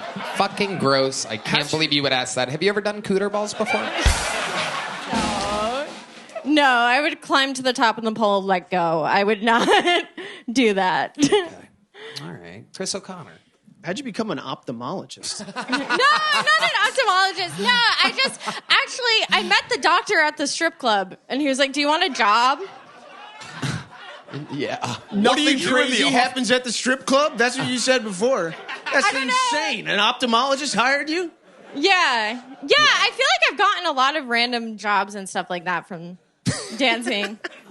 What do you do at the office? Well, I don't work there anymore, but I would just like assist After him. she was D. Madness's ophthalmologist, she lost her job. So he used to have 20/20 vision. No, I would just assist him in like surgery. She farted into his eye sockets, and the rest is history. Have you ever been a nanny before? A nanny? No. I think I could be good with kids. Okay. Are you about to hire her to like cat sit for you or something? Yeah. Okay. Isabella, what do you do for fun when you're not doing stand-up or stripping or sitting on the floor? This weekend, I went to Venice Beach and I did like 8 grams of mushrooms. Wow. It was so much fun. Okay. Yeah. So, like, what happens when you're on mushrooms like that? Well, What do you do? In Venice Beach, it's fun. I once did 8 grams of mushrooms and went to the strip club, and that was crazy. I made a lot of money. Did you notice, were you on the beach, obviously, when you did it, or in a place? I was on the beach. Did you notice that when the waves were coming in, that the waves kept going through the sand? No. I was once on mushrooms at a beach, and I saw this shit, and they just keep going, and you realize that it's all just one fucking thing. Anyway, just a quick question. A Mexican I do guy. mushrooms on the beach, too, sometimes. 8 grams? I feel like you're not even seeing the beach. Yeah. Dude. You're in fucking space. Yeah. This guy gave me like a drink, so I like chugged it. And Which is what you should do. Yeah. Yep. And it was a lot of fun. I had like, you know how everybody rollerblades on Venice Beach? Mm-hmm. There was like this Mexican guy like plummeting towards me, and it was like, no, it was just the best time. Oh. It was like, You oh by no. yourself? Yeah, I do that a lot. But now I feel like I hate saying that on Kill Tony because your fans are crazy, and I'm gonna go missing. You sound like one of the fans. Wow. I'm anxious. Where are you guys from? Okay. It's the stripper in you.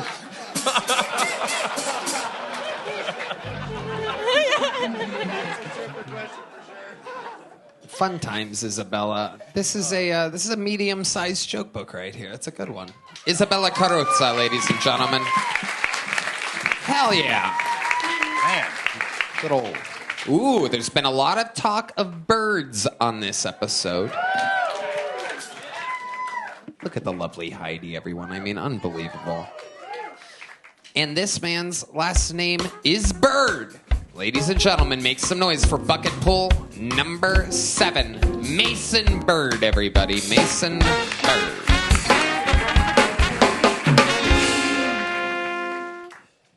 A teenager told me I look like a school shooter the other day that shoots insulin instead of bullets.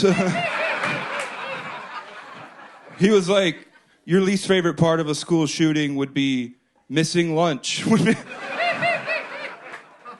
It better not be pizza day, dude. I swear to God. I feel like the only way I can personally relate to Rosa Parks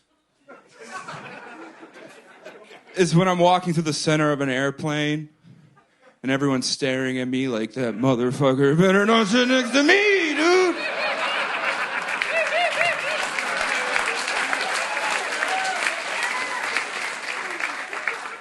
He better taking his ass to the front of the plane where the big fellas belong. No, I get it though. Like, I saw a dude fatter than me walking through the airport, and I was like, that motherfucker better not get on my plane, dude. It was a mirror. That's Mason Bird, everybody. The best set from a bucket pull of the night has finally happened here. More than halfway through the episode. Mason, a fantastic set. How long have you been on stand-up comedy? About 3 years, sir. 3 years. Where at? Mostly Detroit. I moved here a couple months ago. Very nice. So you live here in Austin, Texas now. Yes, sir. Amazing. What do you do for work? I work at Jersey Mike's. Hell yeah. Make it Mike's way. Jersey Mike's official sponsor of Timmy No Breaks. How long have you worked at Jersey Mike's? About 3 months. 3 months. What did you do in Detroit when you lived I was a sous chef at a bar. Oh, Okay. All right. A sous chef at a bar. What exactly? I just did a lot of the prep, hiring, did most of the cooking on the line as well. I was everywhere. Do you think that it's good for a guy like you to constantly be working around food?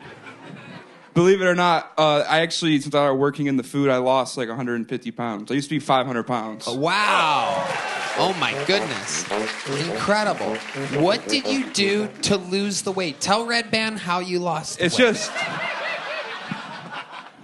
so I'd eat one meal a day. That way I could get... Because I like to eat 4,000 calorie meals.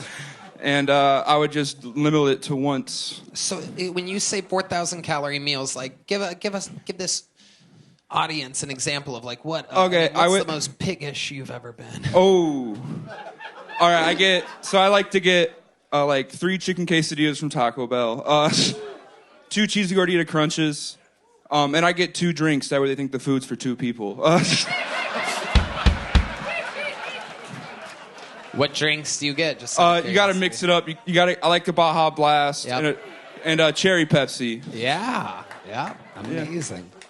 Absolutely incredible. So you still eat the same type of stuff, but just once a day now? Yeah, just get it all in at once. I love it, man. God damn. Fasting. You are a funny guy.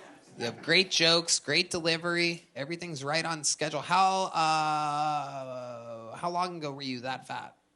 2 years ago. Wow. So it's all just happening fast. Yeah. Funnier and lighter at the same time, constantly. We're trying. Hell yeah. Amazing. You guys have anything? I just want to know, what time do you have to go Bigfoot hunting tonight?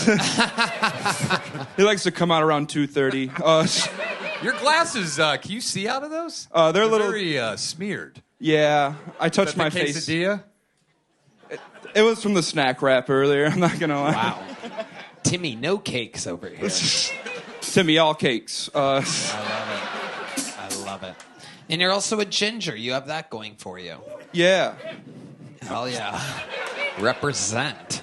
Mason, what else? What do you do for fun? Tell us more about your life. What's interesting about you? I like to look at maps. I know all the state capitals. I'm very proud of that. Yeah, I'm really into maps and geography and topography and all that kind of stuff. Barry, is that because you're shaped like a globe? Yes. Perfect. What got you into maps? I've just always been super, there was a Nat Geo thing when you were a kid, and I was super into that, answering history questions and maps and stuff like that.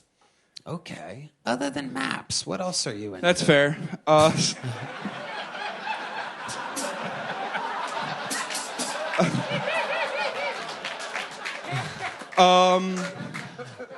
I really like eating once a day a lot. So you look forward to these meals. Oh, it's all I look What time for. of the day do you usually execute the meal at? Anywhere from 11:30 to 12:30 at night. So you wait all day. Yeah. And you go for it at night. Okay. Just unravels a big map and just eats. That's all. Well. Oh, let's see here. Is there anyone who knows all the state capitals has a lot of placemats in their life? So let's just go for last night, for example. Do you remember your order last night? What you ate last night? Yes, I know exactly what I ate last night. What was it last night? How many people want to hear what Mason Bird ate last night? Let's go single spotlight on Mason Bird. It was 2 snack wraps with ranch, 2 snack wraps spicy. You could try 2 McDoubles, large Coke, and a large Sprite. Okay. I've done that before. Yeah. I've done that before. Yeah. This guy's like the Rain Man of meals. I bet you could give him any date and he could tell you what he ate. And what state he was looking at on the map. Florida. Have you ever thought about when you're sacrificing all day and you're hungry and it's the last meal of the night the first meal of the day at night? Have you ever thought about replacing the most disgusting, heavy caloric meals humanly possible with something healthy and losing a few pounds in a day? Yeah, but the thing is, if I do that for 2 weeks, I explode and spend $70 at Taco Bell. Oh, so it's you'll just go out of control. Yeah, it's I have to like I'm gonna be out of control. We just have to learn how to dance with it. Yes, sir. How to dance. Tony, that's map money. You know that? That's wild, man. When you get done with the meal, are you full? No. Or are you like, all right. I'm more just like sad. And I'm like, oh, man, I should have got another burger, dude. Yeah. And then what do? You just kind of go to sleep? Smoke weed, go to sleep. Sometimes I'll look at old like Facebook photos of me when I was really fat, and I'm like, I'm doing good, man. Yeah, you are, buddy. Yes, you are. Redban. I'd love to have you on the Secret Show Thursday. Boom. Mason Bird. And you have a big joke book. Boom.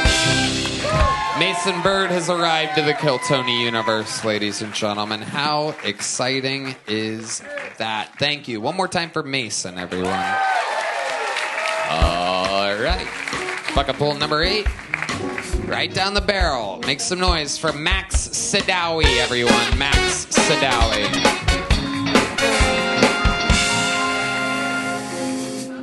Thank you. As you heard, my name is Max.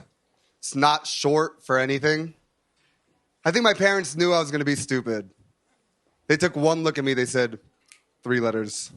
It's enough. I got an older brother. His name's Nathaniel. Yeah, I Googled his name because I'm petty like that. Found out Nathaniel translates to gift from God. Beautiful, no? Fuck him. Because then I checked my name. My name is the #1 name in the world for dogs. You know how many times I meet a girl, introduce myself, just for her to say, oh my God, that's my dog's name. It's not a good thing. She's not like, oh my God, that's my dog's name. Let's go back to my place. We'll do it doggy. Maybe in my imagination, she'd be doing that. She'd be like, who's a good boy? What else about me? I'm Jewish. Yeah, none of you look surprised. I get it. Nobody was falling out of their chair right now. No one was like, whoa, this guy's Jewish? Thought he was Swedish. Maybe Irish. Maybe Andrew Tate. I'm aware I have a mirror. It's not my... All right, that's my time. Thank you so much. Max Sadawi, everybody. Am I saying that right, Sadawi? You're honestly probably the first person to ever get my last name right. Thank Thank you you. so much. Indeed. Thank you. I mean, I get to open for Timmy No Breaks this week, so very excited about it. I have a new era of confidence around me.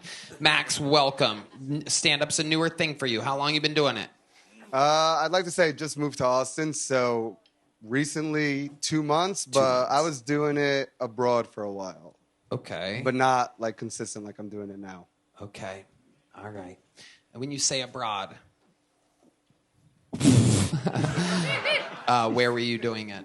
I was living in Thailand for a bit. Oh boy. There we go. All right. Wow. Yeah. Okay. What made you want to hang out in Thailand for a while? What could possibly be there? Fewer Maxes. Fewer Maxes. No. Wasn't the plan. It just kind of happened during COVID. Mm-hmm. Yeah. You went during COVID? Right before, actually. I was traveling Southeast Asia. Uh-huh. And then global pandemic hit. And you just stayed in? Just... Wow. So tell us about that. Tell us about your adventures. Okay. So January 8th, 2020, I landed in Southeast Asia. I remember the date. Wow. And I was in... I can't think of like that's about the worst time to land in Southeast Asia. Oh, Tony, it was amazing. Oh, you liked it? It was great. Okay. Yeah, I was traveling. So how soon until you started fucking little boys? Little boys, lady boys, whatever. No. Something went down there. Let's talk about it, Max. It's okay. Your parents are watching. Never fucked a lady boy, Tony. I know. How long were you in Thailand for? 5 years. Okay. I'm going to ask you one more fucking time. What's your lady boy body count? No one ever believes me. I get it. Okay. No one ever Did you believes think me. about it? You thought about it? Oh, you think about it. Some of them are gorgeous. But that's a tell. right, Tony, we're that's a tell. I we're getting somewhere. know it's a lady boy because gorgeous women don't come up to me like that. John Deas has a question. John, would you like to ask it in the microphone? I like the way you ask it. Just say it the way you just said it. Are you gay, dog? Perfect. Nailed it. I get called gay a lot in Austin. Me too, buddy. But are you? Are you gay? I'm not gay, no. You're not gay. Okay. What's the gayest thing you've ever done? Other than sound like that. and fuck ladyboys in Thailand and then lie about it for the rest of your life. Oh, shit. The gayest thing I've ever done. I was finger up the butt. Count as gay? Your own or your dad's? Jesus, your dad. Redban. Okay. Max, what do you do for work? So I was working as a scuba diving instructor. Mm-hmm. That's what I was doing over there. Super gay. Super gay. Super gay. Under the sea. Under the sea. Fuck all the dicks. Under the sea. Okay, what made you stop being a scuba diving instructor? Man, trying to take comedy more serious, so came down here. This is where all the hype is at. So you stopped being a scuba diving instructor to come do comedy in Austin, Texas? Yes. Is that what you were doing in Thailand? Being a scuba diving instructor? Yeah, when you weren't inside of... Yeah, that's what I was doing in Thailand. Okay. Yeah. Pulled that respirator right out of his mouth when he got into comedy. Okay. Max, craziest thing that ever happened to you while scuba diving? Or instructing scuba diving? I fucked this lady boy. It's not gay if it's underwater. Come here, you little mermaid. Is that where you got finger in your ass? Yeah. If we were getting honest, I did fuck underwater, actually. That is something did? I did. Yeah, it's called the 10-meter club. Wow. Tell us about that. How does that go down exactly? Yeah, so you got to find somewhere where there's like sandy, so there's no like corals or anything. Sure. Yeah, right? Yeah. And basically you just put some extra weight than you normally would to get down there and make sure you're not wearing a wetsuit. Wow. And once you get down there, you're basically doing a doggy. And you're doing it with the respirator on and everything. Oh, yeah. Yeah. This is like when Redban fucks with his sleep apnea mask on.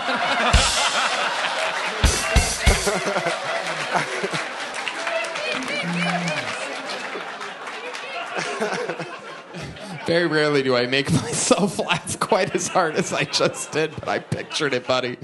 I pictured it, my old pal.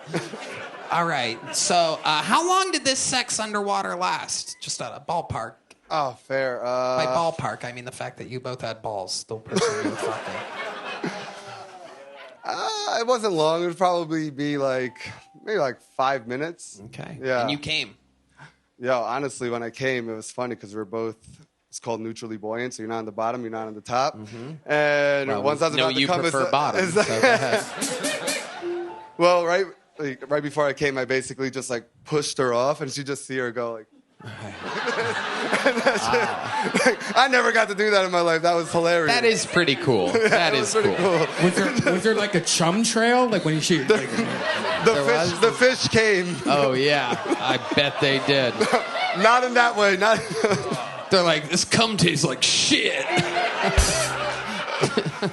My family's going to be watching this. Of course. It's amazing. That's why you won't admit that you're gay. I know. That's who we know, Max. Amazing. What's it like being Jewish nowadays? How do you feel about everything? There's a lot going on. How do you feel about it? We're doing this? You go right ahead. I'm going to let you take control because that's what you people want. Oh, my favorite Jew Yoni's not laughing. I might be crossing a line right now. Oh man, yeah, it's a delicate line to be crossing right now. Well, we know you guys have your lines and your borders, and fucking know those lines are always moving in your favor. Okay, go ahead. How do you feel being a Jew nowadays? Pretty simple question. You could answer it any way you want. I like being Jewish. Perfect I'm answer. proud of being Jewish. I like being one of the most watched shows in entertainment, so that's all I'm going to ask. There we go. Fantastic, Max Sadawi. Here, my friend, is a big joke book for all the people running show business to see that the Jew is getting a big joke book. There he goes, Max Sadawi, everybody. We're having fun here tonight. All right, bucket pull number 9. Make some noise. You guys having fun out there still? Make some noise for Micah Brown, everybody. Micah Brown.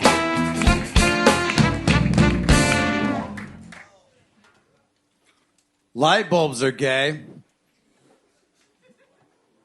Because they busted my ass, am I right?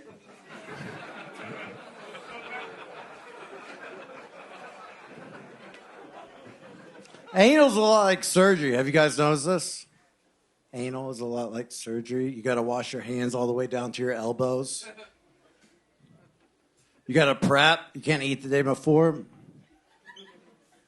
My surgeon hates it when I eat before we do anal, dude. Fucking hates it. The drugs help. Have you guys noticed this?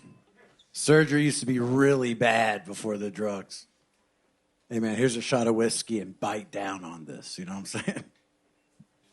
It helps with the anal, too, okay? The drugs. The thing that ties them all together, though, like anal and surgery, is that the only thing worse is anal surgery. Stay away from those light bulbs, dude. Boo. Okay, Micah Brown. There he is, Micah Brown. Okay, Micah. Welcome, welcome. Wow, no one's even clapping for you. A whole set about anal, and somehow it was the shittiest set of the night at the same time. What are the odds? Welcome, Micah. How long you been doing stand-up? Not long enough. Okay. How long is that? 5 years. Oh, not long. Oh, my God. There's Redban's one fart noise of the episode. Okay. 5 years. Ryan O'Neal. Well, I was just saying, this guy looks like fentanyl Tom Cruise. Hell yeah. You really do. You do look like that. Every mission is impossible to you. Amazing. What do you do for work? I don't. I quit. You quit. You quit Blockbuster 14 years ago. You just haven't done anything Sponsored since. now. What did you quit?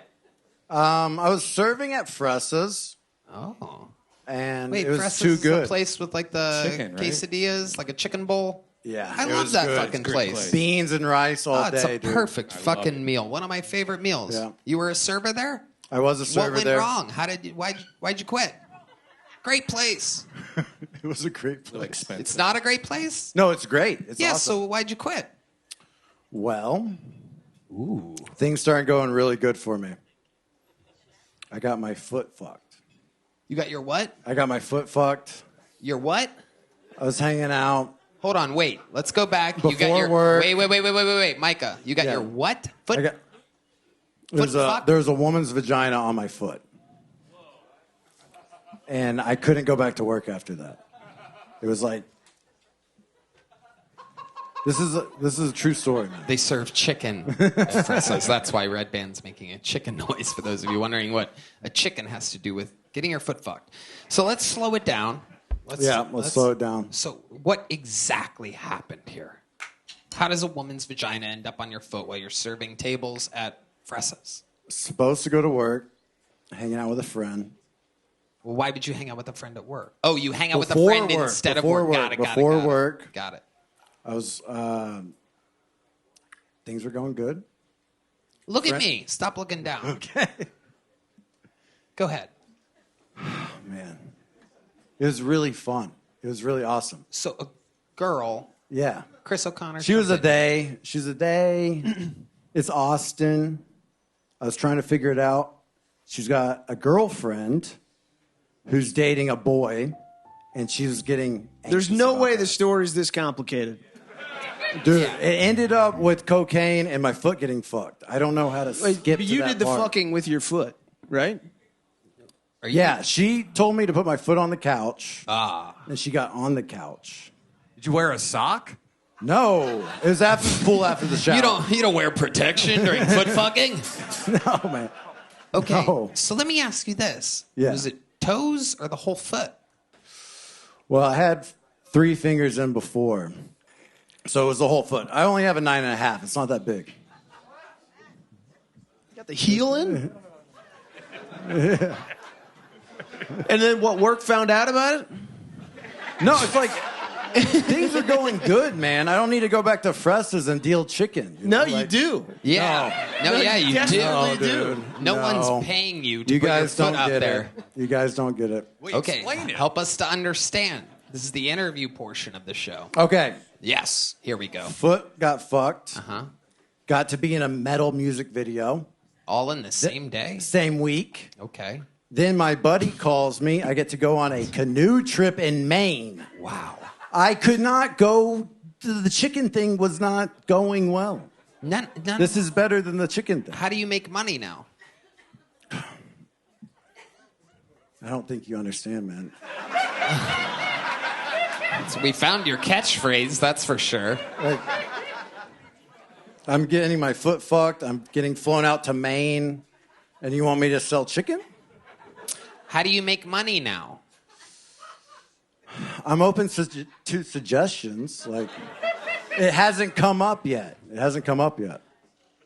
So you thought you were on a hot streak, and you were just like, I can get another Fuck it, I'm not serving doing- job. They'll give them to you. All you guys can work at Frestas, I guarantee it. They told me they would hire me back. Oh, so you're like on a sabbatical. Right. Okay. They're definitely not hiring you back. They love me. Zero. There. I They would love me. bet you have a 0% How much? chance. How much? I mean, I know for a fact they're not gonna. You just called them out by name. You don't think they'll hire me again? They're not gonna hire you back. No. I'm You look gonna. a little scared now. You're like, I you don't- like no. It's like you were really I gambling. don't need the job, so I just want to know. How much money do you have? I'm negative $24. Okay. So where do you sleep at night? $50? Where do you I sleep get at hired night? back. Where do you sleep at night? Tonight, Uh-huh. I've got a friend named Brendan Mahaney. He's the best. We call him Sarge, and he takes care of all of us. Wow. Incredible. So that's where you, is that where you slept? Tonight.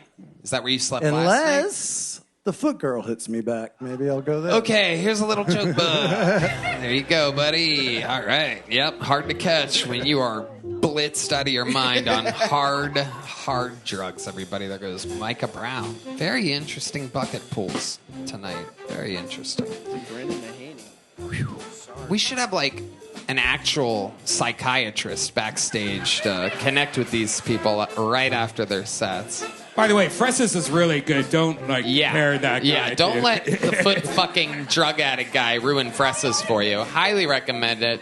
Very simple, clean meals. I'm actually surprised you eat there. I love it. They're half chicken, man. It's fucking great. You're saying everything that I feel. Your final bucket pull of the night, ladies and gentlemen. You guys ready for this? I know. It's one of those nights where it's hard to be excited about the bucket, but anything can happen.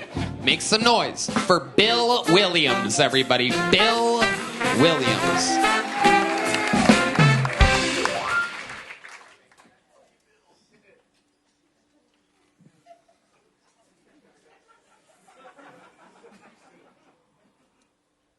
I like watching murder shows. You know, like true crime, forensic files, stuff like that. But I noticed recently that whenever they do the reenactments, the actors are always way better looking than the real victims. So I'm always all sad, like, oh man, I can't believe they murdered that beautiful lady. But then I see the real victim, and I'm like, man.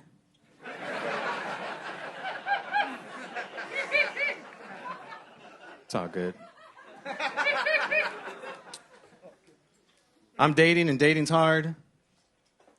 The other day I saw this gorgeous woman sitting at a bar. I walked up to her and said, "You're stunning. You must work out all the time." She said, "No, and I'm a mom." I said, "Wow, you don't even look like you had kids." She said, "If I told you that this body gave birth to 5 children, what would you say?" So I said goodbye. Thank you, I'm Bill Williams. Bill Williams, fantastic. I like your style. I like your delivery. I like the whole thing that you're working with here. How long you been doing stand-up? 1 year. 1 year. Wow. Yes, sir. Where at? All San Antonio. San Antonio. Yes, That's sir. where you're from? Yes, sir. Hell yeah. Amazing. Fuck yeah, Bill. You perform a lot. You do a lot of like mics in San Antonio. A lot of mics. My first year, I did 305. I see. I had a fucking feeling. Some people say they do this 3, 4, 5, 6, 7 years, and they're doing it maybe once a week, maybe twice a week. You know, That shit adds up fast. I could literally tell that you've been fucking actually working at it. What Thank do you do for work? Nothing. Jesus, wow. This is. That's why I had so much time to hit mics. That's why we're in a deficit right now. Not a lot of tax-paying, contributing Food stamps and citizens unemployment. in the Hit it country up. right now. How long have you been unemployed for, Bill? A year. Like, I lost my truck driving job, and I just hit it hard. How did you lose your truck driving job? They found a beer bottle in my truck. Yeah, I had a feeling. And then a week later, I got a DWI, so I couldn't drive anymore. Wow. Yeah. Yep, that happens. Are you a Native American? No, there is some Native American in my family, but mostly Mexican, white, Spanish. Right. A whole bunch of mix. Okay. Awesome. Like Comanche? Do you know what kind of Indian? I don't know. No. You don't know what kind of I Indian? have no idea. You seem like I could picture you on a horse, like riding sideways with an arrow, but that's kind of racist to say. But No, it's all good. Not really, because you do look like that. Have you ever dressed up like a Native American for Halloween, I have perhaps, not, or no. something like that? Hi. There he is. Where's Sarah Sloan? Is Sarah Sloan here? She's out there. Sarah Sloan? She's at Shakespeare's. Oh, okay. Well, she does a great horse impression. Oh, yeah, I've heard it. It's all good. Bill, what do you do for fun? I mean, really, this is all I do is comedy. Like, But all you my like to friends- drink a lot, right? Not anymore. I had to quit because of DWI, you know. So. But you already lost your job. Shouldn't you just double down on that shit? Yeah, but I was on probation. They made me do a breathalyzer. Okay. Like I had to blow into that machine. So you're not drinking anymore. I'm not drinking anymore. Right. Yeah. Okay. What else do you do other than comedy? What else are you into? I mean, that's it. I got a bunch of kids and a couple grandkids now. So. Oh, wow. Yeah, How many yeah. kids do you have? 5 kids. Oh, I'm out of here. 5 kids. Yes, sir. Incredible. How old are they? The youngest is 17, and then they're 18, 21, 24, 27. How old are you? 45. Wow. Look at you. You're killing it. You look better than all the 20-some-year-olds that were on the show. We had a stripper up here earlier that looked 55. Incredible, Bill. Yes, sir. Wow. Amazing. So what's it like raising kids? Tell us what some crazy shit that you've been through as a father, as a Native American father. I mean, they're pretty chill. Like, I was kind of crazy growing up, and they always said, like, you're going to see when you get older, but my kids are chill. They're Amazing. When Yeah. you say you were crazy as a kid, what do you mean? What are some of the things you would do? When I was 16, I stole a Lexus from the Institute of Texan Cultures. Nice. Yeah. Yeah. Yeah. He's going to fist bump me. All right, I'll give it to you. Yeah, of course. What made you steal a Lexus? I was walking downtown San Antonio, and we were walking through the parking lot of the Institute of Texan Cultures, and there's a Lexus with the keys hanging from the trunk. And so that was it. Hell yeah. And where did you take this car? What did you do? Man, we were dumb. We're 16. We thought we knew. We drove around for 3 days, first of all. Wow. Picking up our friends, going cruising. Wow. And then we were driving around the east side of San Antonio, like, thinking we're going to find a chop shop, like we even know where that's at. And we got pulled over. The cops chased us. My friend was driving at that time. He took off, hit a tree. We all jumped out, started jumping fences. The driver got away. They caught me and the other guy. We spent 2 weeks in juvenile. Wow. Yeah. Good times. Amazing. How many kids did you have at that time? 0. Okay. Are you still with the baby mama? No. Okay. How long have you been separated from her? Since 2013, I think. Okay. Or separated before that, but divorced 2013. How often do you get to see your kids? All the time. My two youngest boys live with me. Oh, cool. Yeah. Awesome. Yeah. That's amazing. So you're like a real active father Real while ass also dad. chasing your dreams and being very funny. Yep, thank you. How many minutes do you think you've accumulated in this year? 300 some sets under your belt? About 25 minutes. About 25 minutes. Amazing. I find you to be incredibly hilarious. Thank you. I'd love to have you on the Secret Show Thursday. Hell yeah. Where's Sarah Sloan at? Give me Sarah Sloan. Where's she at? Sarah, come out here real quick. The great Sarah Sloan, everybody. Kill Tony royalty. You know, I think as a mode of celebration is in the air for you winning a set at the Sunset Strip Comedy Club, and since you are one of the funniest Native Americans that's ever been on this show, I find it fitting that Michael plays the Indian drum and the great Sarah Sloan does her impression of a horse. Sarah, grab that mic and let it rip, huh? You can grab his. Yeah, keep doing your Indian stuff, yes. Ladies and gentlemen, this is Sarah Sloan's horse impression. Wow, absolutely incredible. Sarah Sloan, Bill Williams. Bill, you're leaving here with a true Native American leather joke book. Yeah. One of the greatest Native American comedians in Kill Tony history. Bill Williams, everybody. There he goes. That guy needs to do an Indian job dance. Yes. Fucking 5 kids. He could make it rain. Bill Williams, and now we've come to a part of the show. Now, I'm going to tell you right now, I'm going to be honest with you. William Montgomery is out for the night, everybody.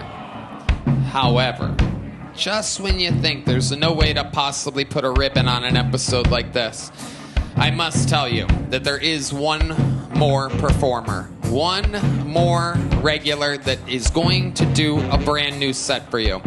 Fresh off of sold-out theaters almost every weekend, absolutely smashing the universe. I watched him do a long set last night on a Sunday when everybody else is off and it's nothing but up-and-comers. This guy's here doing long sets, going over notes. He literally works more and harder than any other comedian I know because he is trying to become an American citizen. But yet still, he remains the Estonian assassin. This is Ari Matti.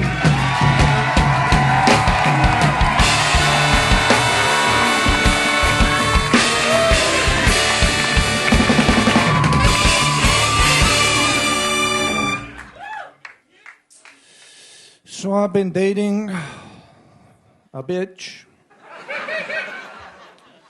See, the problem with me is I'm a jealous guy. I can't help it. I went through her like Instagram, and there's like a lot of pictures from Miami. But she works at Chick-fil-A, you know. I go through the pictures, no guy. You might see like a ligament, you know. You know, like a hand on a knee. You try to zoom into that hand, it's a fucking prehistoric. That's who's paying. And she's got this fucking friend. Every fucking girl has a friend, some Dylan. You know that guy who's lingering around your girl? Always playing the long game, you know. You ask her about Dylan. She's like, Dylan? You're worried about Dylan? I've known him for a decade. I think he's gay. And then you meet Dylan, you look into his eyes. He ain't gay. He's on the bench, fucker. You look at Dylan like, I know the game, Dylan. A wolf knows a wolf. You suck a few dicks to throw me off.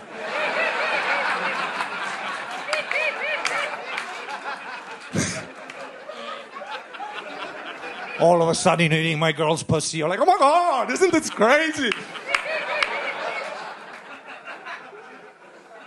So the only thing to do, next week, I'm sucking Dylan off. Just to see if it's true. Thank you so much. Thank you. Unbelievable. Let the record show that is 2 minutes and 5 seconds. Once again, Ari Matti doing double work, overperforming, absolutely hysterical. After that huge intro I gave, and knowing you and everything, you would think I'd be smart enough to know that you're about to be hilarious. Meanwhile, I decided to take my first sip of this delicious whiskey Coke during your calm setup, and you fucking got me. You got me real good. Wow. It blasted. I blasted air out of my nose, and it splashed up in my face and all over me and Redban's legs. Redban's wearing shorts, so it raw dogged his sweet little hairy kneecap right here. I'm like, oh, he's on the setup. I'll be fine. She's taking a trip to Miami, and she works at Chick-fil-A, and it got me. The air came out, and water came up, or drink came up. Amazing stuff, Ari Matti. Absolutely fucking hilarious. Oh, thanks, man. You are covering something that I think a lot of fucking people go through, and I've never really heard it talked about quite so. Are you a jealous guy, Tony? Not really. I mean, but I know exactly. You look like a jealous guy, dude. I look like a lot of things. What the fuck is this? Sir, I told you not to look at other men, sir. Who is this Dylan? But I will say this is everybody I've ever hung out with, every girl is like, oh, he's gay. There's always that guy. Dude, that says he's every gay. guy here is with a girl, they know exactly who the fuck I'm talking about. Oh, yeah. Oh, yeah. It's always a dude, and chicks have no idea. You know, he's nice. Fuck you. We're all trying to fuck you. Yeah, exactly. No man is trying to help you. We're all creeps. Yeah. Yeah, absolutely true. I'm always hanging out with a girl, and they're like, no, that's my gay friend. I'm like, what's his number? So, Ari, tell us more. What's going on in life, buddy? You're absolutely crushing it. Last night, you were in a theater in Jacksonville? It was Saturday. I was in Jacksonville, Friday, Orlando. I love Florida. It's so much fucking fun, dude. People are crazy. It is a fun place to visit. Yeah, I for went out one with Cam day at a Patterson time. in Orlando. You know, he's from there. Dude, it was Huge. 200 black people and me. It was Wow. Yep. crazy, dude. Yeah, that's how it is sometimes. No doubt about it, Cam Patterson rolls deep. Every single one of his cousins, whether you're in Florida or Atlanta. Atlanta's another big hot spot for the Patterson family. I know them all. They all know me. We all get along. Sometimes I do a little crip walk in the green room.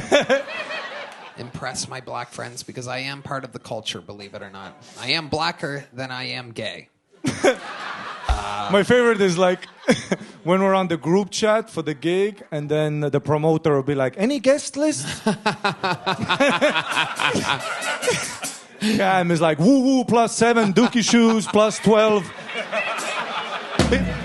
Bing bong +8. He's a good guy. He went to prison."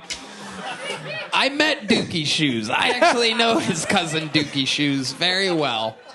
Everybody's like fresh out of prison or about to go to prison or something like that. It's so fun. You would think that stereotype was a little less true, but not with the Patterson clan. Yeah.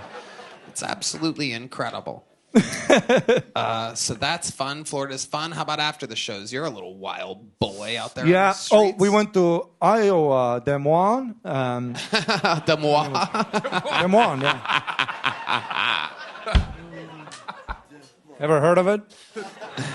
Iowa. It's like Des the Moines. Estonia of America. Yeah, it is. Ultra white. Ultra white, ultra chill. Cam Patterson wasn't at that gig, was he?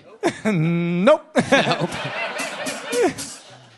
And we went to like me, Martin, Philip. Oh, David Jolly was on there. We're the crew. Me, Martin, David Jolly. If you don't know by now, we're the fucking crew. Yep.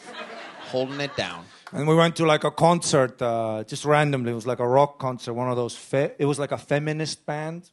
Ooh. Yeah, you can't even call them chicks. You have to. It's they. You know, it's one of those. Oh God. Between every song, there would be like, "This is for all the men out there who don't take no for an answer. Bang bang, you're a rapist." You know. Bang bang. Entrance was $5 for whatever you are, but if you're a guy, 15. I respect that. So it was just me, David Jolly, and Martin at this gig, dude. Did you go there trying to fuck chicks? Yes. That's why I go to gay bars and feminist extravaganzas. They don't even know what's coming. I'll be the Dylan there. Oh my God. God, totally fucking marginalized community, dude. Can I finger thy?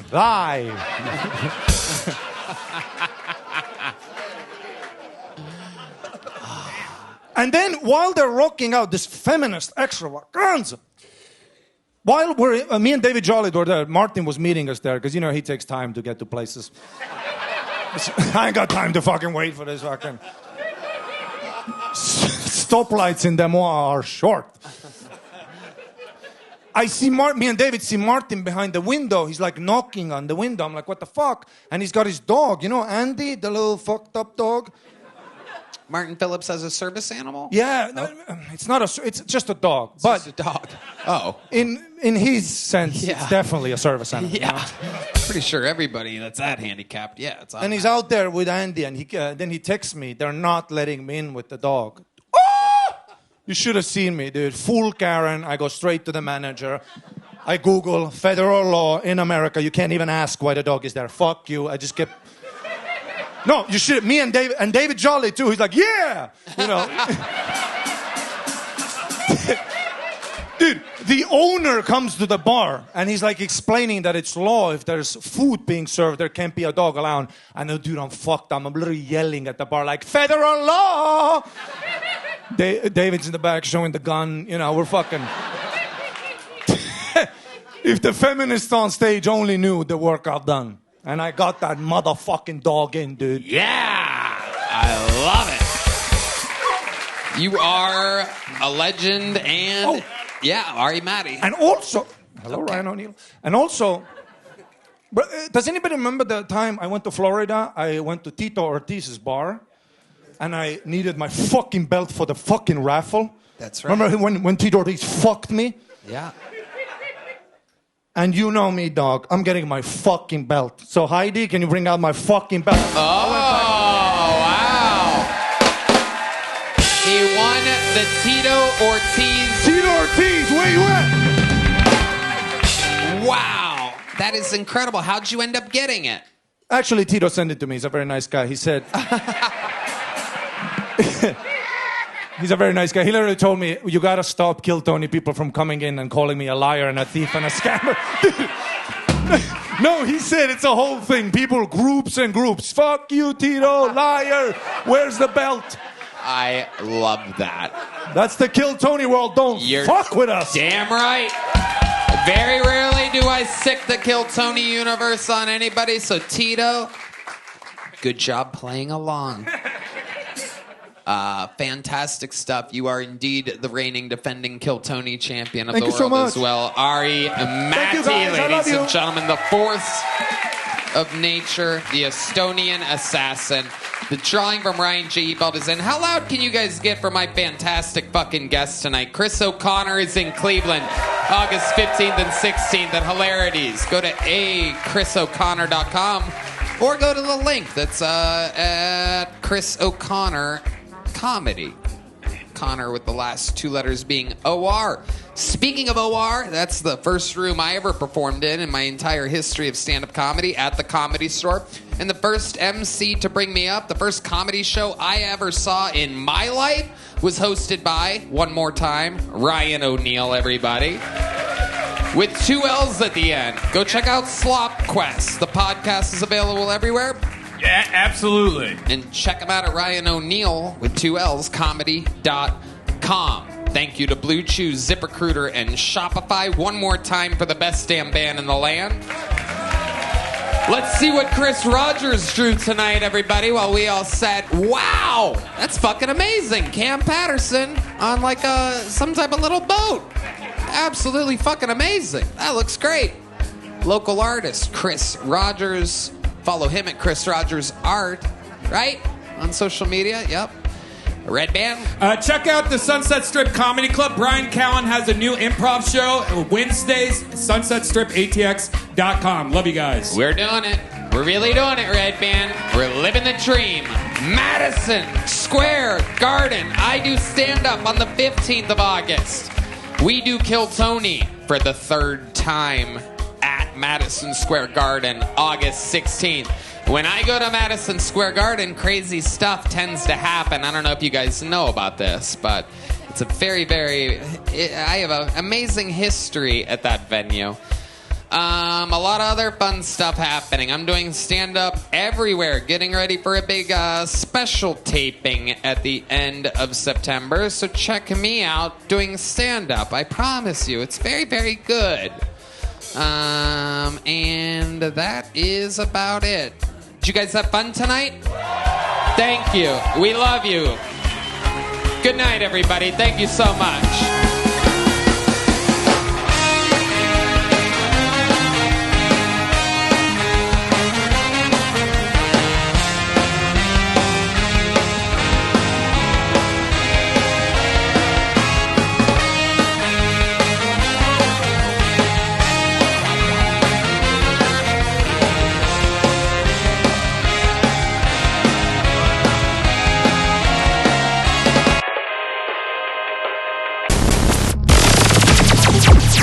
The Sunset Strip Comedy Club in Austin, Texas is now open. Check out Redban's secret show every Thursday. Go to sunsetstripatx.com for tickets.